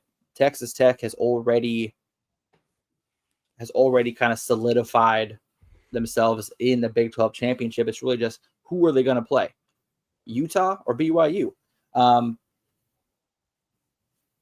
don't even know who I favor right there, but what do you guys think about the Big 12 and who do you think Texas Tech's going to play? BYU's got Cincinnati today. And I think I forget who they finish with. It's another kind of in between team. I think BYU looked really good in their bounce back last week. I think Cincinnati's beatable. I would like to see that game played back on a neutral field and see, really what the difference is and see if BYU can come up with a different game plan. I think BYU and Texas Tech are the best 2 teams in the Big 12. So if you're asking me what I want to see, it would be that. And then I would like to see, just for the chaos part of it, I would like to see what they do with BYU if they're 12-1 and get to a conference championship game and they lose a close game to Texas Tech, how they rank them if both their losses are to the number 4 or 5 team in the country. So, being away for one and neutral field in another, that would be really curious to see what the committee does with BYU. I like that, Bill. I would be curious to see that as well there. But I think as far as who's going to have the best shot to beat Texas Tech, I think it would be Utah. Just seeing how their game went the first time around. I know Texas Tech ultimately dominated later down in that game. But if you remember, Utah's defense was really slowing down that Texas Tech team before Will Hammond. Will Hammond was the one that came in and, really gave them that spark after Baron Morgan got hurt there. So I'd be curious to see the Utah rematch over the BYU rematch personally, just because I saw Utah's defense actually step up to the plate there. It just was, over time they truly got beat down in that fourth quarter, because before the fourth quarter, that was actually, a really good game there. So I'm kind of hoping to see Utah, but for, just chaos sake there, I would be also interested in seeing BYU, make it in the chip there and lose a close one. Yeah, I mean, the Big 12's best and only chance to get 2 teams in this playoff is for BYU and Tech, or whoever plays Tech, to win, to beat Tech. And then Tech obviously shouldn't fall out of the rankings for losing a conference championship. And I think that's their only chance of getting 2 teams into the college football playoff. So I'm down for either option. Obviously, I want to see Bear get a chance of revenge against Texas Tech on a neutral field. So I'm kind of cheering for that BYU Texas Tech matchup. And it is the most likely as well. One more set of conference championship scenarios to take a look at, and then we'll get into previews and get out of here. But just take a look at the Big Ten. The Big Ten's pretty straightforward. It seems like, Ohio State and Indiana. Ohio State plays Rutgers today, Michigan next week, and then Indiana. Who does Indiana have today?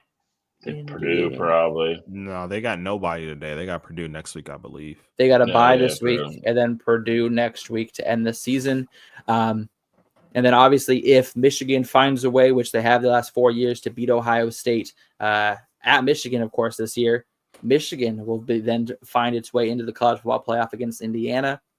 And then if Rutgers beats Ohio State today and Indiana beats Purdue, Oregon wins out. Oregon and Indiana will have a rematch for the Big Ten championship. But it's the most likely scenario is that one of the top 2 are going to come to fruition, as I don't see Rutgers beating Ohio State. So it really comes down to that Michigan-Ohio State game next week to decide. Shit, it's so wild that, and I'm not saying it's wrong or anything, but wild that Ohio State is undefeated, #1 team pretty much all year. Not that matters for conference-wise, but you lose the last game of the year, it's going to boot you out of the conference championship game. When you lose matters. It's not. This one's not when you lose. This one is. This one ultimately is who you lose to. But no, I mean, this is. It's crazy. Indiana has the essentially no matter what they're going to get in. They beat Purdue. Because everyone's picking that to happen. So it's wild. But I mean, I would be surprised if you don't see an Ohio State Indiana Big Ten championship. You be what? Surprised. Oh, all right. Yeah, I mean, it seems pretty straightforward. If you look over at the ACC championship, things Bill, you're not gonna get no Bill thoughts on that. Nope. Saving it for next I week. don't. Listen. I have a set pattern of how to handle that week so far since we've been doing this show, and I'm going to stick to it. I'm going to, not get carried away, and I'm going to do my thing, and how it turns out, it turns out. Okay. Let's take a look at the ACC championship bracket, though, as things are a little bit more chaotic over there. As of right now, the favorite to play in the ACC championship game is Georgia Tech, which I don't think any of us are surprised about, and surprisingly, Virginia, who a team I believe was a 4-win team last year, really turned it around this year, had a fantastic season. Georgia Tech needs to win out, and Virginia needs to beat Virginia Tech next week in order to solidify this. And then again, you notice that none of these scenarios have Clemson, Miami, or Florida State in there, which is the 3 teams we all, I think, picked to be at the top 3 at the beginning of the year. And then, of course, there's SMU finding a way to stick around. There's 3 different scenarios where SMU plays in the ACC championship for a second straight year, being in the conference for only 2 years. And SMU needs to win out in order for that to happen. And Pitt needs to beat Georgia Tech today to give them a little bit of a boost. What are you guys thinking when you look at these scenarios? I mean, again, the ACC is just wild because, like you said, none of the heavy hitters are even on the graphic anywhere.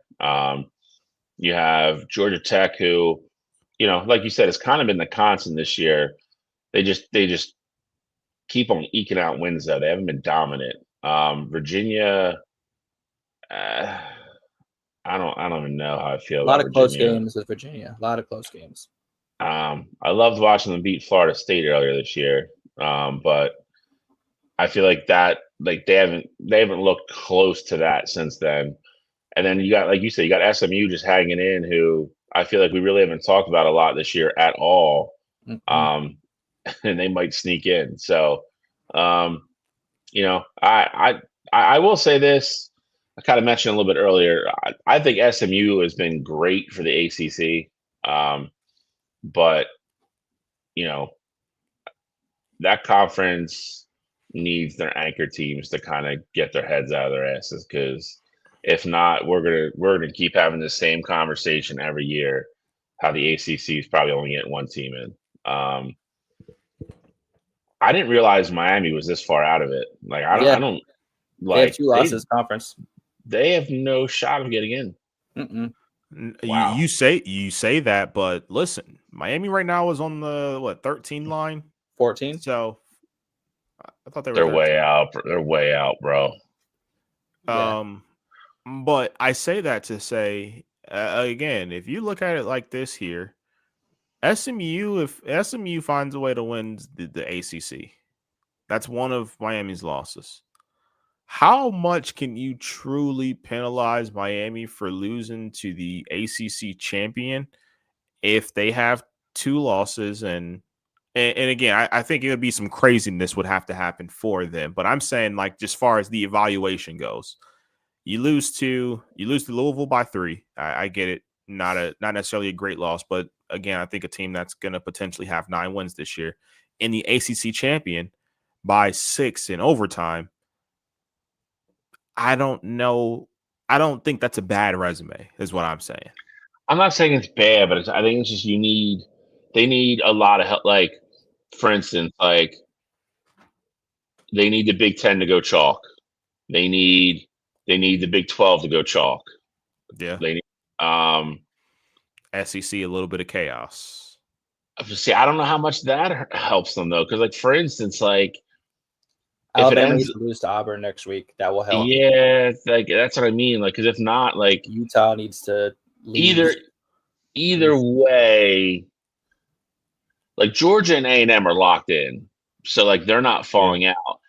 If Alabama makes, you say that, but I don't know if Georgia's locked in. I disagree with that. Oh, I mean, well, They got a Georgia? game against Georgia Tech, and then they could also lose the ACC championship game. We could be looking at a 3-loss Georgia team. I can't say that they're locked in. if it went that way, I'm saying if they get to I'm assuming they're going to beat Georgia Tech. I'm saying if they, with it being non-conference, I'm saying if they get to the SEC championship game with only one loss, Yeah, even if they lose that game, part I agree with. They're locked in. I'm just saying, Haynes King is going to show up for that Georgia. I agree. It might have been the game of the year last year. I would say, I mean, does A&M only has Texas left? Is that who they have left? Yeah. Didn't they have like a cupcake today? Like some like Sanford, I think maybe. Yes, Probably. yeah. That's So what it is. Worst case, they're 2-loss. I don't see them falling out. I guess you would need Yeah, see, I don't know, man. I don't. I guess that would depend on how you weight Alabama and Miami. And Alabama's already ahead of them. And I think even if you're saying Alabama's getting to the SEC championship game, Miami didn't even make it. Do you want a 3-loss? Like, who's better, a 3-loss Bama team or a 2-loss Miami team? And I guess that's where the argument would be. Sorry, I went back. I just wanted to see the scenarios that Alabama made it.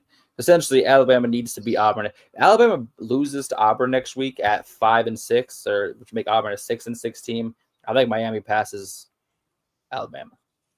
But rivalry games, baby. That's a discussion for another time. They would be rooting for USC as well. I think who Miami. Do you guys think makes it to the ACC championship? They're looking at these odds.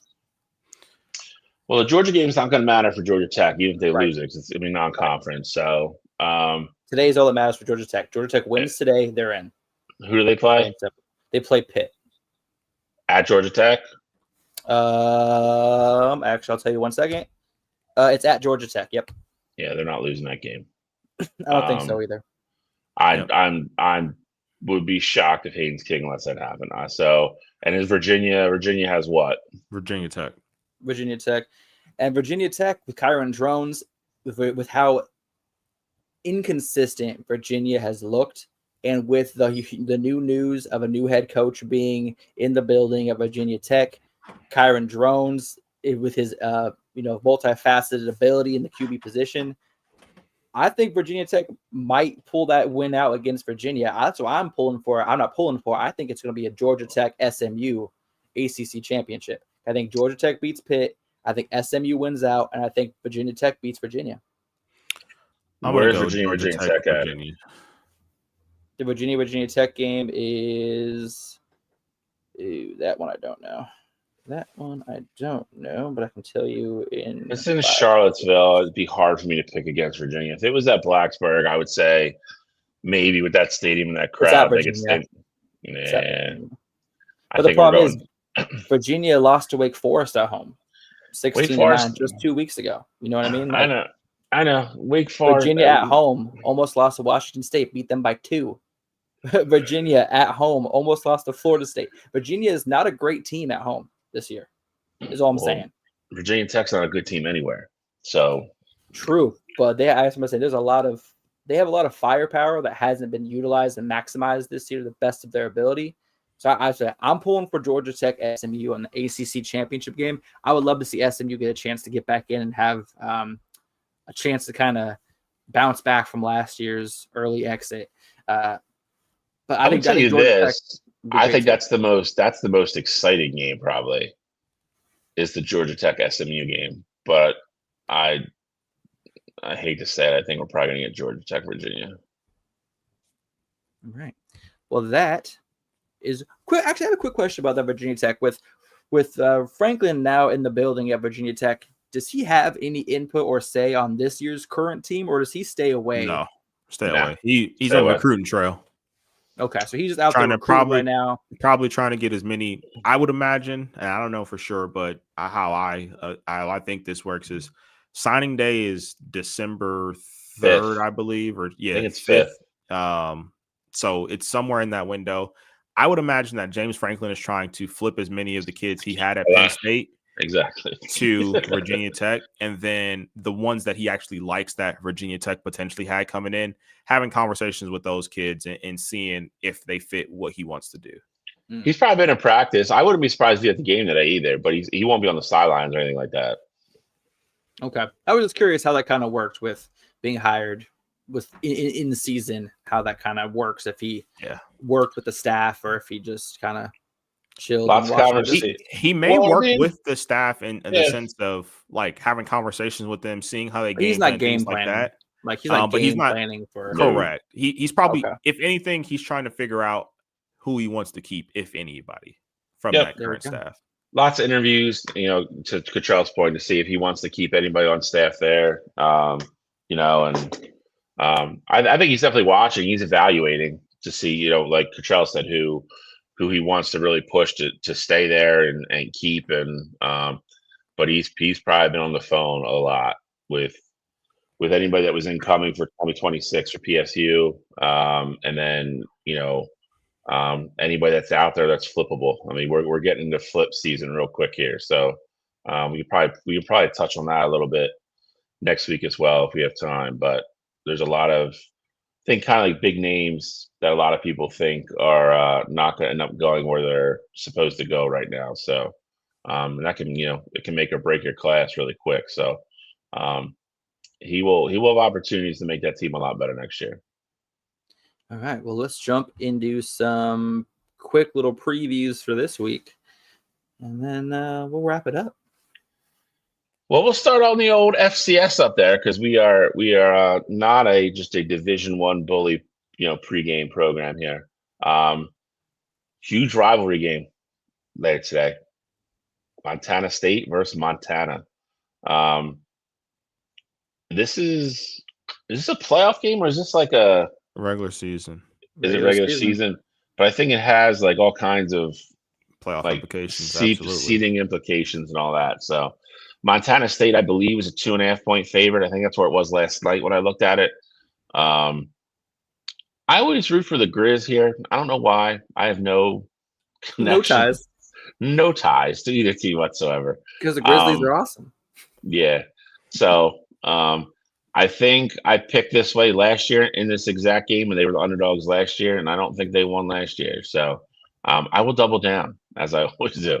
And I will stick with the Grizz here. But both teams have really good defenses. I think this will be on the lower scoring side. I know it was last year. Correct me if I'm wrong, Cottrell. But kind of a understated, kind of heated rivalry type thing. I know they play every year. It's always a big game, as big as it can be for, you know, the state of Montana. But fun to watch. I don't mean that. I don't mean that in like a derogatory type way. I just mean that, you know, there's not a ton of people that live in Montana, you know, as it is. So to have two football programs that are both, you know, pretty good, top notch almost every single year. It's kind of like the Dakotas as well. It's weird. So always a big game. I've definitely watched parts of it, you know, the last couple of years. So, but I'll go with the Grizz.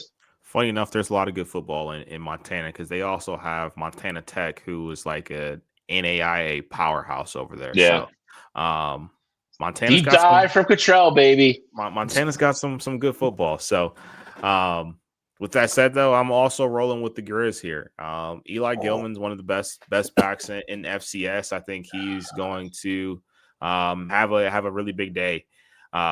Defense, of course, is going to be at the forefront here, and you were right. Montana State is the favorite in this one, but I think this is going to be one of those lower scoring, kind of drag them through the mud kind of games there. And I think Montana, with their ability to run the ball, is going to control time of possession. They're going to find a way to get the win here and remain undefeated. So I like the Grizz, lower scoring, but tight ball game. Out of the two teams, Montana State is by far the best running team of the two, and Montana's biggest weakness on defense is against elite rushing attacks. Montana State wins by 10. Easy. Oh, you say my Cheerios. Good job. You say Montana State's the best rushing team, but I said one of. I didn't see the best. I said one of. But in comparison to Montana, you said they were the better of the team. two. Absolutely. But they don't have the better back, though. That's the thing. It doesn't matter. Yeah, that's fine. The offensive line matters. The defensive line matters. And Montana 100%. State has multiple. Montana State is like the Oregon running back room of FCS. They have multiple backs that they can throw out there. They got a D3. They got a D3 Heisman, D3 NAIA kid, Heisman. and Jay Harris, baby. and Jay and Harris. a couple true freshmen. Okay, all right. So overrated. Overrated. Yep. Oh my God! All right, Montana State by a million. By a million. Got it. Put my mortgage on Montana now after that comment. And the under on total rushing yards for Montana. Yeah. Jeez. We'll go bottom right. We'll go Pitt traveling down to Atlanta, Georgia Tech, Rambling Wreck. Big game for Georgia Tech because I like as we just talked about, if they win, I'm assuming this does lock up their championship game. Yeah. Yes. Okay. So I think this game will probably be close because Georgia Tech just for some reason has decided to play a bunch of close football games this year. I don't know why. But I don't see Haynes King losing at home. I don't think Pitt, again, after what I watched last week, I think Georgia Tech should be able to move the ball. I want to say at will, but they should be able to move the ball pretty efficiently most of the day here. Pittsburgh had a really tough time slowing Notre Dame down last week. I like Georgia Tech here.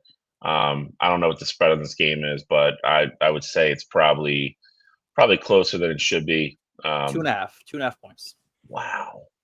I'm Georgia Tech. I think Georgia Tech wins by more than that. I'll say that. Control, any words?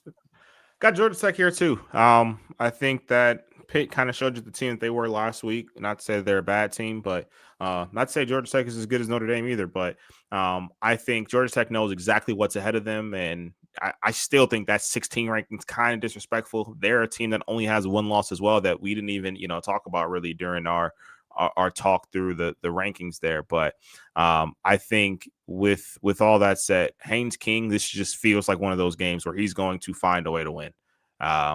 Set him up for the big time matchup against Georgia next week. Both teams having one loss. Georgia Tech being on the outside looking into the playoff and really give themselves an opportunity to set themselves up to where they don't have to win the ACC to necessarily make it into the playoff. So I like Georgia Tech to win this football game here and take care of business to punch their ticket to the ACC championship. Yeah, I mean, I think that Pitt has a very streaky offense, the very hit or miss. We saw that. I thought Pittsburgh had a very consistent offense until last week, and I saw the kind of what Notre Dame was able to kind of do to them and really stifled their offense. And Georgia Tech, Bill, you said that they play a lot of close games this year, and I agree they have. But where they play their close games is on the road. At home, they have been absolutely dominant. They know what's at stake. Haynes King knows that, hey, we are one game away from the ACC championship. And he's going to put it all away. He's going to do it, put it all together today. They're going to take care of Pitt. 2.5 point favorite is absolutely crazy. You would have think Georgia Tech was on the road today. But I think Georgia Tech takes care of business. I think this is a 2-score game any way you slice it. And Haynes King is by far going to be the MVP of today's game. Look, man. Hey, new subscriber. We appreciate you. We appreciate that. Thank you. I wish we had some like fireworks to put on the screen and just explode every time we get a subscriber. But yeah, Georgia Tech's going to take care of business. That 2.5 point spread is absolutely abolical. Abolical? Is that a word? I don't know. Even a word? Diabolical is what I was thinking of. I just took off the dia part. All right, where to next, boys? We'll go top right. We'll let you have your roses as the most important game of the day because I actually think it's the best. I think it's the game of the week. So top right, we'll go to Norman, Missouri coming in. I don't know if they're even on Lifeline still. I don't know how they get back into this. Oklahoma can't afford to slip up here though. Big win down in Alabama last week. Comes back home. Norman, very tough place to play. We are not sure if Bo is going to go from Missouri. I think I've seen a lot of reports, hinting that he's going to. I've seen a bunch of saying he's not going to. So I don't know if it's going to be a true game time. I don't know if they're going to warm him up and see how he feels, or they're going to warm him up just as a decoy. I don't know. They said he looked great in practice yesterday. moving around well pregame and expected to start. Bo Pribula was cleared from the team's injury report and is expected to start today, according to multiple reports. There you go. Bo's going to start for Eli and the Missouri Tigers.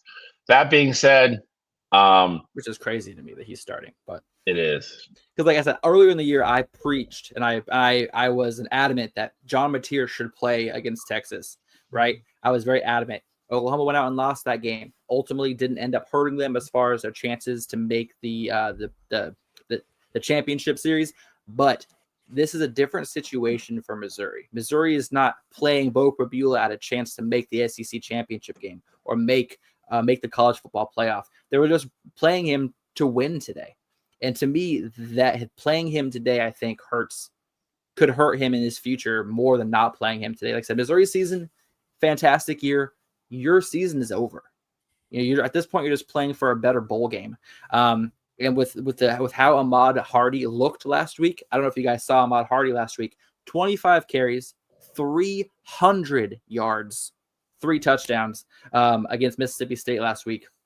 Very one-dimensional offense, as Matt Zoller's, the Missouri backup, is absolutely terrible at playing quarterback, in case you guys did not notice that. But I think it's a really risky bringing Bo Pribula back, and I had to bring up my John Mateer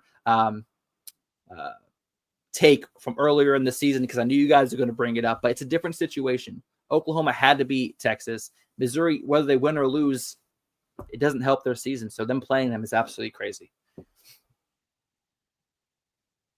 Any comments? I got Oklahoma. That's my comment. Same.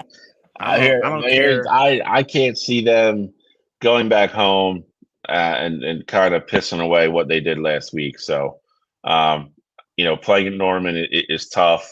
I think Oklahoma's just a better football team. Again, it's another week where I think hopefully John Mateer got a little bit more healthy. I like Oklahoma. I like Oklahoma at home.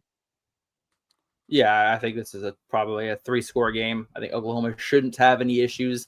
And like I'm just saying this I'm saying this again. We saw what Oklahoma's defense did last week against Alabama. I don't think Missouri is going to be able to have any success through the air or on the ground against Oklahoma's defense. So I think this is pretty handed the win for Oklahoma. I think if Bo Pribula was at full strength and hadn't missed any time, I think this is a much closer game. But coming off of an injury like he did of an ankle dislocation and being asked to play a brand of football that's not his normal, which I don't think they're going to allow him to. If he is playing, they're not going to allow him to run the ball, roll out of the pocket like he did earlier in the season. So I think it's going to hurt their play calling capabilities, and Oklahoma's going to run away with it. One more game to go, predictions, and then we're getting out of here. Bill? Bottom left, game of the week. USC Trojans traveling to Autzen Stadium, take on those Oregon Ducks. Playoff implications here, Big Ten implications here. This is the big one. What's the weather up there like, Alex? Oh, it's beautiful. It's beautiful today. Only a 5% chance of snow. I'm just kidding. No, it's a little colder. It's a little colder. High 40s, low 50s. Not a lot of wind. You know what I mean? So make sure you guys are home of the most temperamental weather ducks I've ever seen in my life. But there is dense fog warning. Dense fog is in the area. All right. Well, I'm going to make this simple. I think the difference in this game is Oregon's defense. I think Oregon's going to move the ball with Dante Moore and their plethora of Division III running backs that they have. I think it's going to be too much for USC. That defense can get scattered at times. I think Lanning and company will have a good game plan to keep them off balance. I don't think USC is going to have the luxury of kind of easing their way into this game, which they've been able to the last couple of weeks. It takes them a while to get going. If they do that today, they could be down 2 or 3 scores already. I know this game opened at 9.5 and went up to 10.5. I don't know what it is now. 11.5. Is it really? Yep. I was going to say Oregon by double digits, and I'm going to stay there because I think that's what this game is. So I like Oregon big today. All right, Alex, I'm going to let you go last here. Of course, it's going to be your time to shine there. But news came out that Decorian Moore is going to miss another game. Gary Bryant Jr. is also going to miss the game today. I think this has the makings to be a true classic. I think this is going to be a high-scoring game. I think it's got 35-31 written all over it.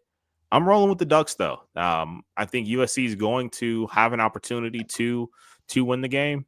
But similar to what Bill said, I trust Oregon's defense more than I trust USC's defense to make one stop on one drive. So I like Oregon to win, but do not be surprised if USC is in a position to win this football game and it being a higher scoring football game.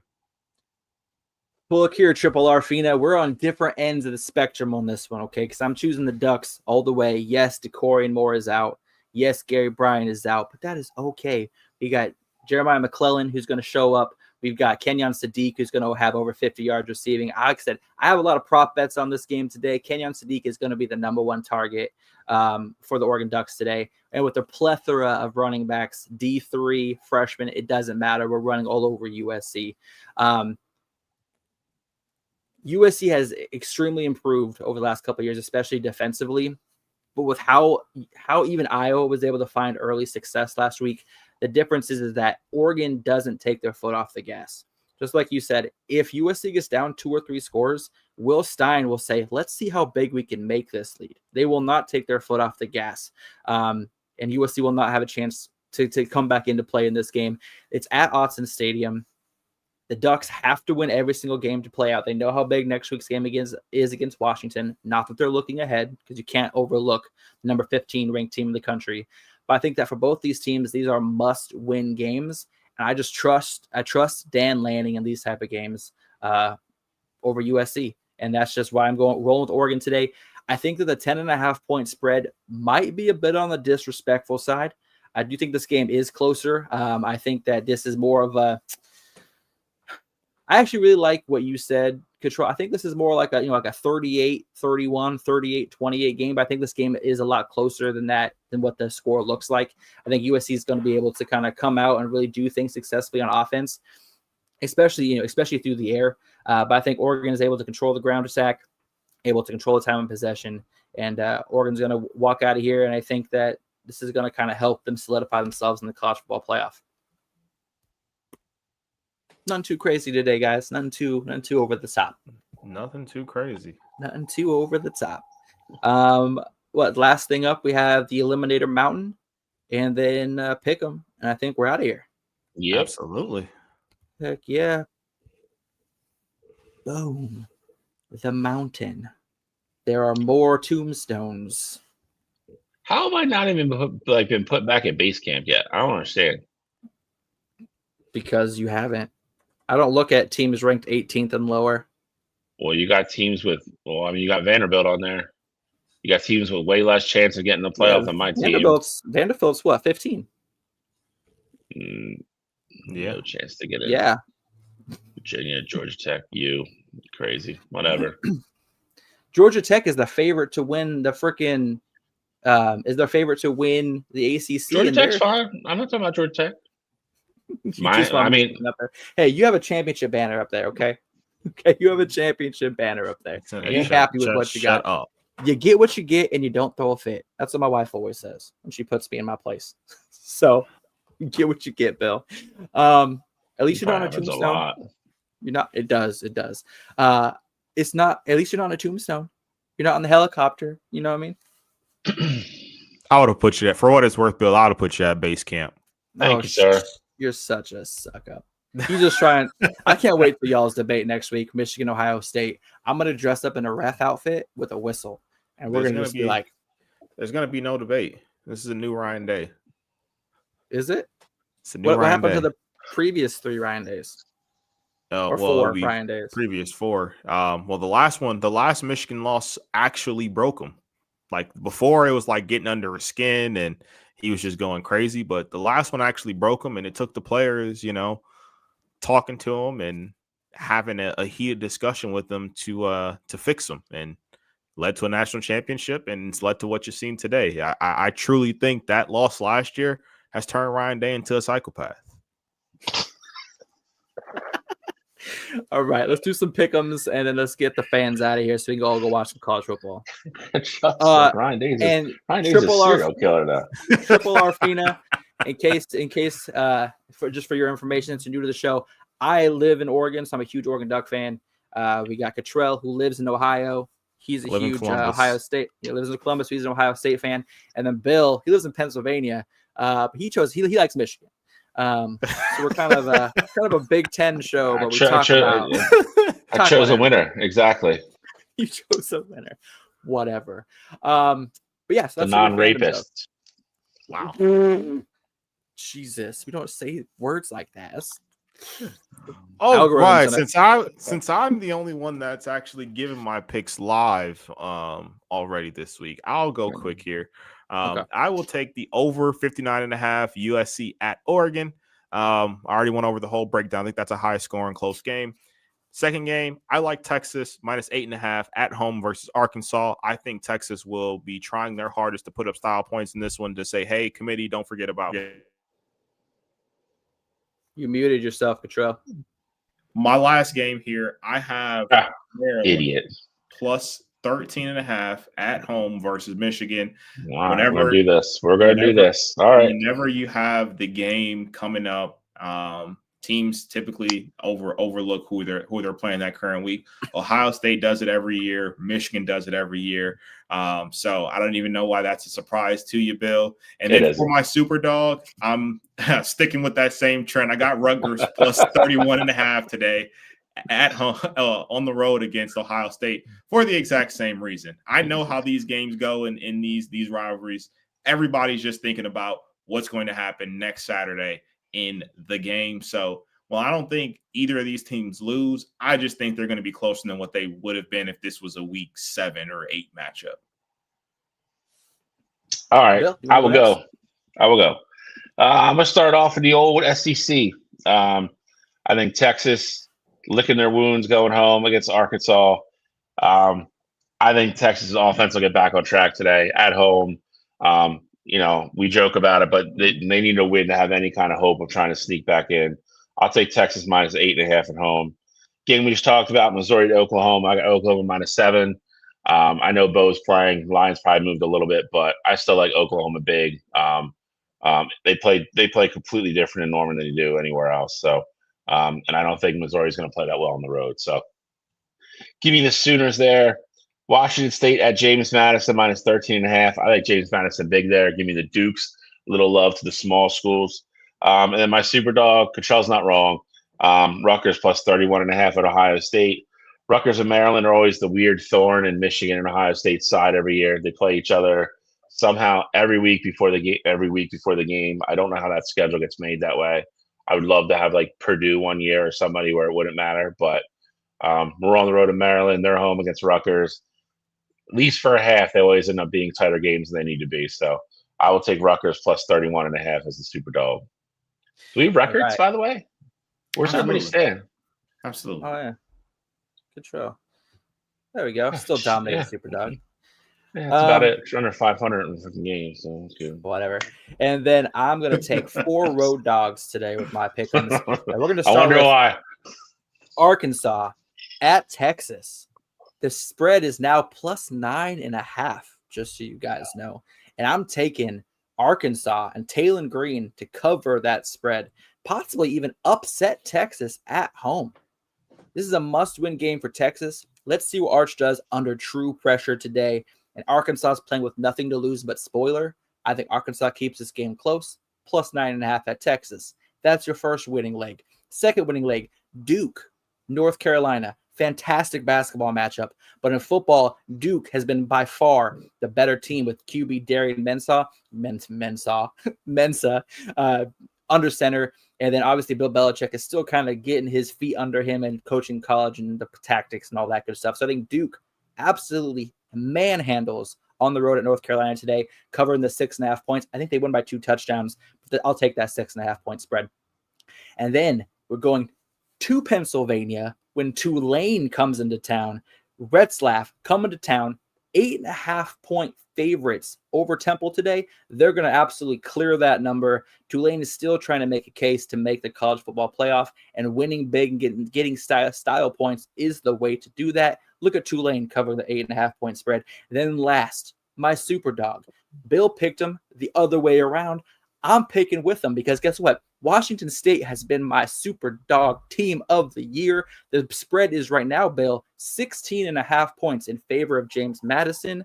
I'm taking Washington State. They've already got me 45 super dog points this year with other close matchups. They're going to come through for me again. Bet on Washington State to cover that 16.5-point spread at James Madison. Mic drop. You heard it here first. I like it. That's it. That's all we have for today, folks. I'm very passionate about today's picks. Road dogs.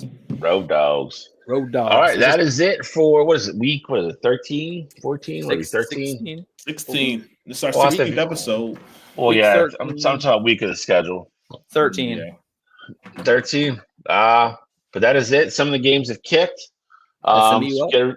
Get everybody out of here. Next week, it's a big one. It's a rivalry week. Two of us will be going directly against each other. Oregon has a big game. You guys have Washington, I believe. Yep. A lot of other big games in the country. So there'll be a lot of previews next week. I guess when are we getting a Lane Kiffin update? After the game. We should have it after the Egg Bowl. Saturday. That's on Friday. So we should have that. Well, they said the day after. They said the day after, so Saturday at some point. It's gonna Probably leak Saturday morning. Probably Yeah. Saturday morning. Thamel will have it. Yeah, Cool. that little weasel probably already has it. So we'll get to introduce. We'll be one of the first shows that'll get to introduce Lane Kiffin as the LSU coach. That'll be fun. Staying at Ole Miss, y'all. He is staying at Ole Miss. Stop it. But next week's fun should be show, and obviously we'll have recaps. So I mean, if there's any kind of crazy upsets today, there will be movement. So another jam-packed show, gentlemen. Any final thoughts? Closing remarks? Go Nothing Ducks. for me. I'm gonna go enjoy the Rutgers Ohio State game, and so I can have my mind focused fully on Michigan by 3:30. All right. I have to sweat out the Maryland game, so I won't be able to do that till like 7. So Before you go, Bill, just so you know, Triple R Fina, we have shows pretty much every day of the week. Our NFL shows are on what, Thursday? Thursday. Yes, we got basketball shows, wrestling shows. Wednesday, these two guys, along with our another host, Gene, have Wire to Wire Sports Network, which is basically covers all sports, like a ESPN Sports Center type show. And then we have this one on Saturdays. So lots of action. Come by every week or every day of the week. We'll have something for you. But that covers that. So that's the plug. Thank you for subscribing. Glad to have you. Hope you'll be back here next Saturday. Everybody else, see you then. Signing off. Out of here.